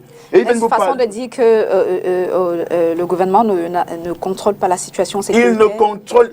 Permettez-moi de chuter, si vous me permettez de chuter sur la question, Docteur, madame. Il ne contrôle absolument rien. Le ministre Paul Atanga, il ne contrôle absolument rien. On contrôle la situation. Et c'est vrai qu'il y a quelque temps avant les attaques de combat, on parlait d'une situation contrôlée, une situation sécuritaire contrôlée, mais quelque temps après, c'était à la rentrée, quelques jours après la rentrée scolaire, et puis il y a eu des frappes. Est-ce que... Non, mais écoutez, lorsqu'on dit que la situation est globalement maîtrisée, est-ce que cela signifie qu'il ne peut pas y avoir le moindre incident? Non, ce n'est pas de ça qu'il s'agit. Oui, il y a eu Fiango, nous le regrettons tous. Il y a eu Limbe avec les enfants qui ont été dénudés. Et puis vous avez quoi? La suite, c'est ce dont Denis Kwebo a parlé, des dizaines de miliciens qui sont sortis. Et qui sortent encore. Et qui continuent à sortir tous les jours. Le bilan aujourd'hui, c'est 800 miliciens qui ont déposé les armes. Et qui ont rejoint, de la République. Voilà, qui ont rejoint les centres de désarmement, démobilisation et réinsertion. C'est ça la réalité aujourd'hui dans ces régions-là, n'en déplaise à mon ami Nguépi. C'est ça la réalité. Donc, le ministre a beau jeu de dire que la situation est maîtrisée. Maintenant, nous avons une élection qui se prépare. Et quand il y a une élection comme celle-là, effectivement, les miliciens terroristes vont essayer de réaliser des coups d'éclat. Donc, le renforcement du dispositif vise à prévenir... Surtout que les groupes séparatistes ont promis de perturber les élections. Justement, donc, le renforcement sécuritaire vise à prévenir ces actions qui vont certainement être menées. Je pense que tout le monde est conscient ici qu'il y a eu une évolution dans l'approche des groupes séparatistes qui utilisent de plus en plus aujourd'hui les EEI, les engins explosifs improvisés, et qui ne se déploient plus seulement dans les régions des bandades. Voilà, dans les régions du nord-ouest et du sud-ouest. On en a eu ici à Douala, on en a eu plusieurs à Yaoundé. Donc, il faut renforcer le dispositif pour prévenir ces actions-là, qui sont des actions aujourd'hui isolées, mais qui indiquent effectivement la situation critique dans laquelle ces groupes séparatistes se trouvent aujourd'hui. Vous savez, il y a 2-3 ans, chaque semaine, on faisait le bilan des membres de nos forces de défense et de sécurité qui sont décédés. Hein. Aujourd'hui, après 11 mois, si vous faites le bilan, dans le Nozo, vous n'avez pas 10 soldats qui sont décédés. Ça, c'est un indicateur pertinent de la situation que nous avons là-bas. Maintenant, ce que nous disons, et je comprends mon ami Nguépi, qui se voyait conseiller municipal ou député, la décision de Maurice Kamto était une décision suicidaire et il n'en est toujours pas revenu. Donc, je comprends qu'il en soit sur tous les plateaux à regretter cette décision. Mais, monsieur Nguépi, dites à Maurice Kamto que vous n'étiez pas d'accord avec lui. Dites-le lui. Et c'est pour ça, c'est-à-dire c'est la conséquence. Je suis parfaitement en accord avec mon parti politique de ne pas prendre pour vos élections. Et c'est parce que je suis en parfait accord qu'on vous réitère. Les Camerounais ne veulent pas de votre décentralisation. Les Camerounais aspirent au fédéralisme. Soyons clairs, cette mascarade électorale que vous organisez n'en tient qu'en vous. Mais pour l'instant, ce n'est pas le débat. Le débat est sur la question sécuritaire. Et en termes de sécurité, je souhaiterais que votre ministre Atandi fasse un tour au Nozo sans son jet par balle et qu'il y ait aussi un citoyen lambda et que vos conseillers et vos maires y résident. Oui. Avant d'arriver au Nozo, merci docteur Ifou, avant d'arriver au nord-ouest et au sud-ouest, c'est vrai que on a vu des explosions de bombes artisanales dans les villes de Yaoundé et Douala. Pour vous, c'est rassurant? Je voulais dire Leïla, je dirais autant pour moi. Ouais. Il faut noter que la question de sécurité est une question transcendantale, au-delà, n'est-ce pas, de la logique partisane. Ce que nous voulons effectivement, c'est être en sécurité. Voyez-vous, nous sommes effectivement en sécurité. C'est pour ça que nous sommes, Guépi et moi, sommes arrivés sur ce plateau et au sorti d'ici, Guépi et moi allons nous asseoir et boire notre bière après, comme d'habitude. En toute tranquillité, voyez-vous. Et ceci, c'est à mettre, n'est-ce pas, à l'actif de nos forces de défense. C'est en campagne, qui au quotidien, effectivement, nous sécurise, voyez-vous. C'est l'une des choses sur lesquelles on ne devrait pas transcender, vraiment, je le dis, Nguépi, on ne devrait pas blaguer, parce que là, il s'agit de la souveraineté de l'État. Quand on revient généralement sur la question des gens du Nozo, et ainsi de suite, c'est l'une des questions sur lesquelles le très cher estimé Aîné Denis et moi sommes d'accord. Nous sommes d'accord avec notre président.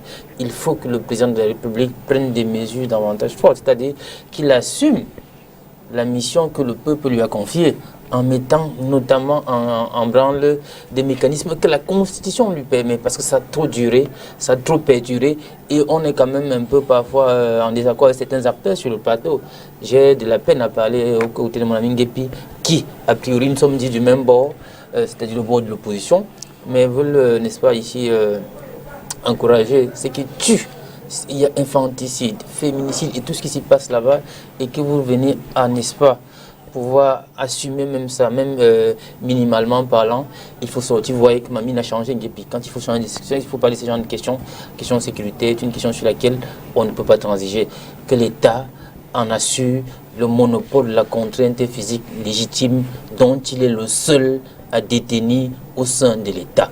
Aucun autre groupuscule ne doit détenir une quelconque force au sein de l'État. Ça ne devrait même pas exister. C'est à ce niveau où on attend, docteur, il faut que l'État en assure sa pleine souveraineté. Parce que, voyez-vous, on a comme l'impression effectivement que l'adressage de la problématique jusqu'ici n'est pas celle-là. Pourtant, on sait que notre État a les moyens. Voyez-vous, il est temps qu'ils mettent enfin ces moyens. Si la chose a commencé, il me semble, en novembre 2016, nous sommes en novembre 2020. Il est temps que cela cesse. Il est temps que cela cesse finalement, Denis Kouébo. Est-ce que le gouvernement y est allé de façon trop pacifique ou trop gentille finalement? Non, le gouvernement a eu beaucoup de problèmes. Et le principal problème, c'était que, comme je vous ai dit, depuis 1990, on a donné la parole à tout le monde. On a donné la parole à tout le monde. Et c'est tout le monde qui disait à l'État ce qu'il devait faire. C'est tout le monde qui a encouragé ceux qui égorgeaient nos compatriotes.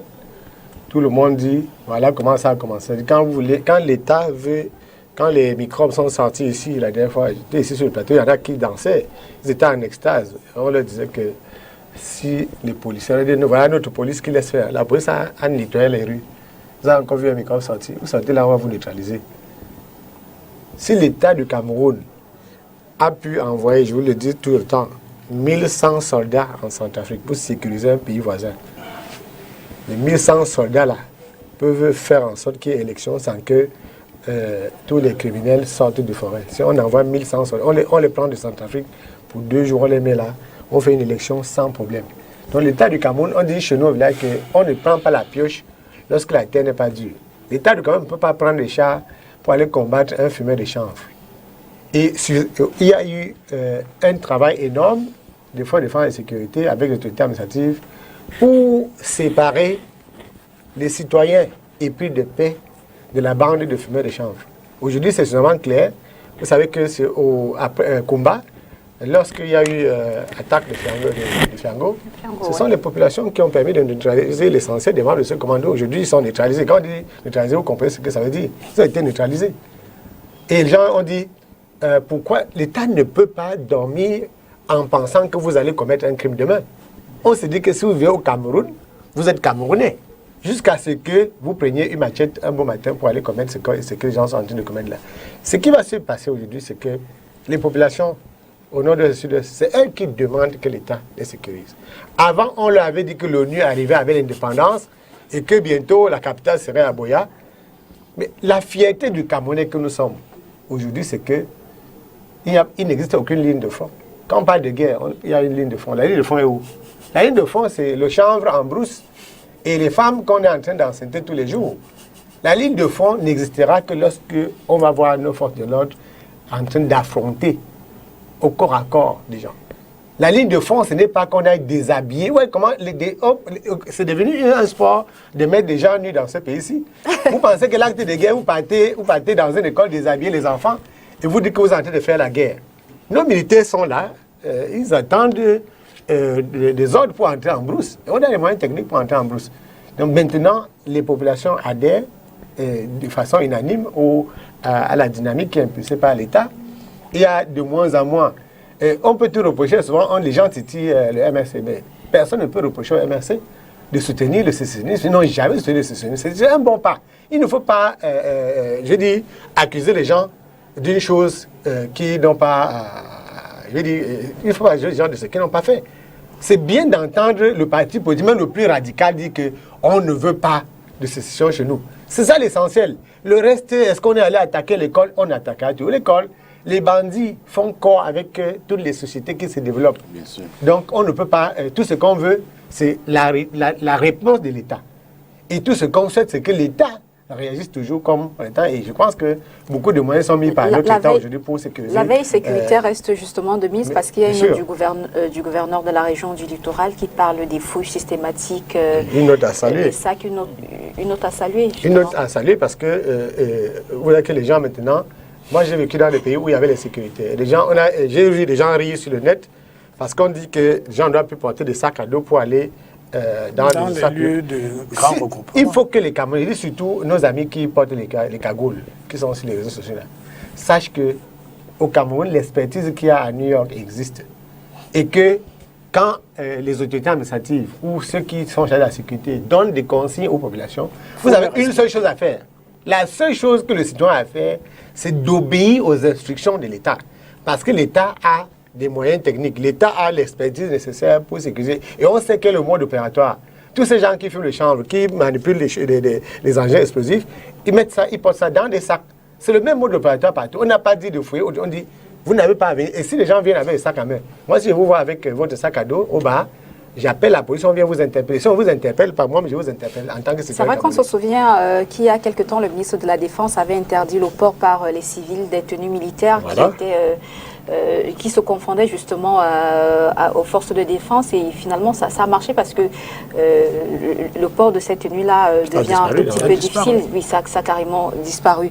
Alors, Alex Ngepio, on va sortir avec vous. Oui, je vais te dire quelque chose. Hein. Nous sommes tous animés. Le Cameroun reste un et indivisible. Notre position. C'est bien, on a évolué. Non, nous n'avons pas évolué. Notre position, le Cameroun reste un et indivisible. Maintenant, nous disons, au Nozo, il y a un problème sécuritaire. Il y a un problème politique. Et face à un problème politique, il faut apporter des réponses politiques. Venir penser que l'État va continuer à armer le Nozo, continuer à envoyer des militaires au Nozo, le problème. Permettez-moi, monsieur, ce n'est pas la solution. Cette solution depuis 1996 a échoué et continue à échouer. Au Nozo, il faut qu'on donne des réponses politiques. Au-delà des réponses socio-culturelles, économiques. Ce sont des réponses politiques. Et nous ne souhaitons pas au MRC que les gens continuent à manipuler l'opinion, à faire croire aux Camerounais qu'on devrait militariser le Nozo, qu'on devrait mettre sur pied l'état d'urgence afin que la paix revienne.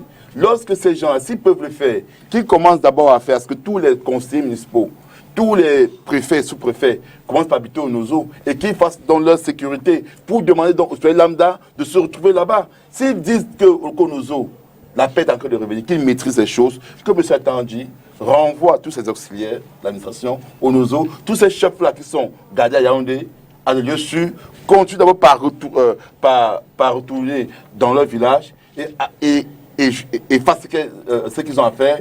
On ne peut pas passer le temps parce qu'on va organiser une élection dont le peuple camerounais ne veut pas. On vient comme ça, on vous peut communiquer, parce que le Cameroun est propre à communiquer. On vous peut communiquer qu'au Nozo, il y a la sécurité, les choses marchent bien. L'autre vous dit que non, il faudrait militariser au Nozo, il faudrait en prendre les 1200 soldats en RCA, en Vocal. Non, c'est un leurre. C'est un leurre. Le peuple anglophone, ils vous ont déjà dit depuis longtemps, ils ne veulent pas de la République unitaire décentralisée. Ils n'en veulent pas. Donc on devrait donc faire avoir un dialogue dans lequel on va remettre sur pied la forme de l'État.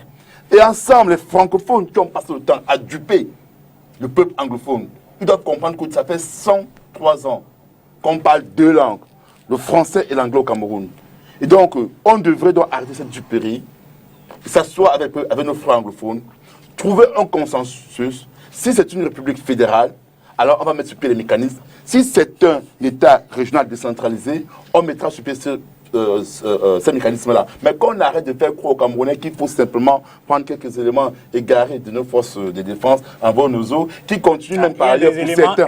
Bien sûr, il y a des éléments égarés. Ceux qui ont commis le crime de Gabo ne sont pas égarés. Vous en avez ceux qui ont commis le crime, je vous réponds, ceux qui ont tué nos enfants à Gabo, ceux qui ont commis le crime, je vous réponds. Combien sont-ils dans les sont égarés, gens qui se trouvent ceux qui ont tué les enfants au nord, combien sont ils sont égarés. Maintenant, dans nous continuons à rester de nos forces de défense et de sécurité. Nous continuons à rester optimistes en disant, malgré ces éléments égarés, quelques éléments égarés qu'on envoie aux autres qui commettent des massacres, il y a des forces, notre armée reste républicaine, il y a des militaires, des FMO qui sont républicains, qui font consensueusement leur travail, mais seulement l'ordre politique, celui qui leur demande d'aller au NOZO, est dans une duperie, il est en train de leur faire obéir à des lois et il leur donne des missions qui sont des gens anti-républicains. Donc nous espérons que le politique que nous sommes, la société civile et tout le monde, on va trouver donc le consensus pour que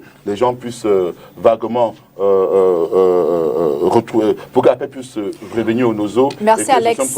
Merci Alex Nguetti. On rappelle que vous représentez le MRC sur ce plateau. Christian Diop, porte-parole du PCRN, candidat au régional dans l'ONCAM. Dr Patrick Griffoué, communicant RDPC. Denis Kwebo, le consultant permanent de cet hebdo. Mesdames, Messieurs, merci à vous infiniment d'avoir suivi cette émission. Bon dimanche. Merci. Nguetti a monopolisé la parole là. On ne peut pas le faire comme c'était.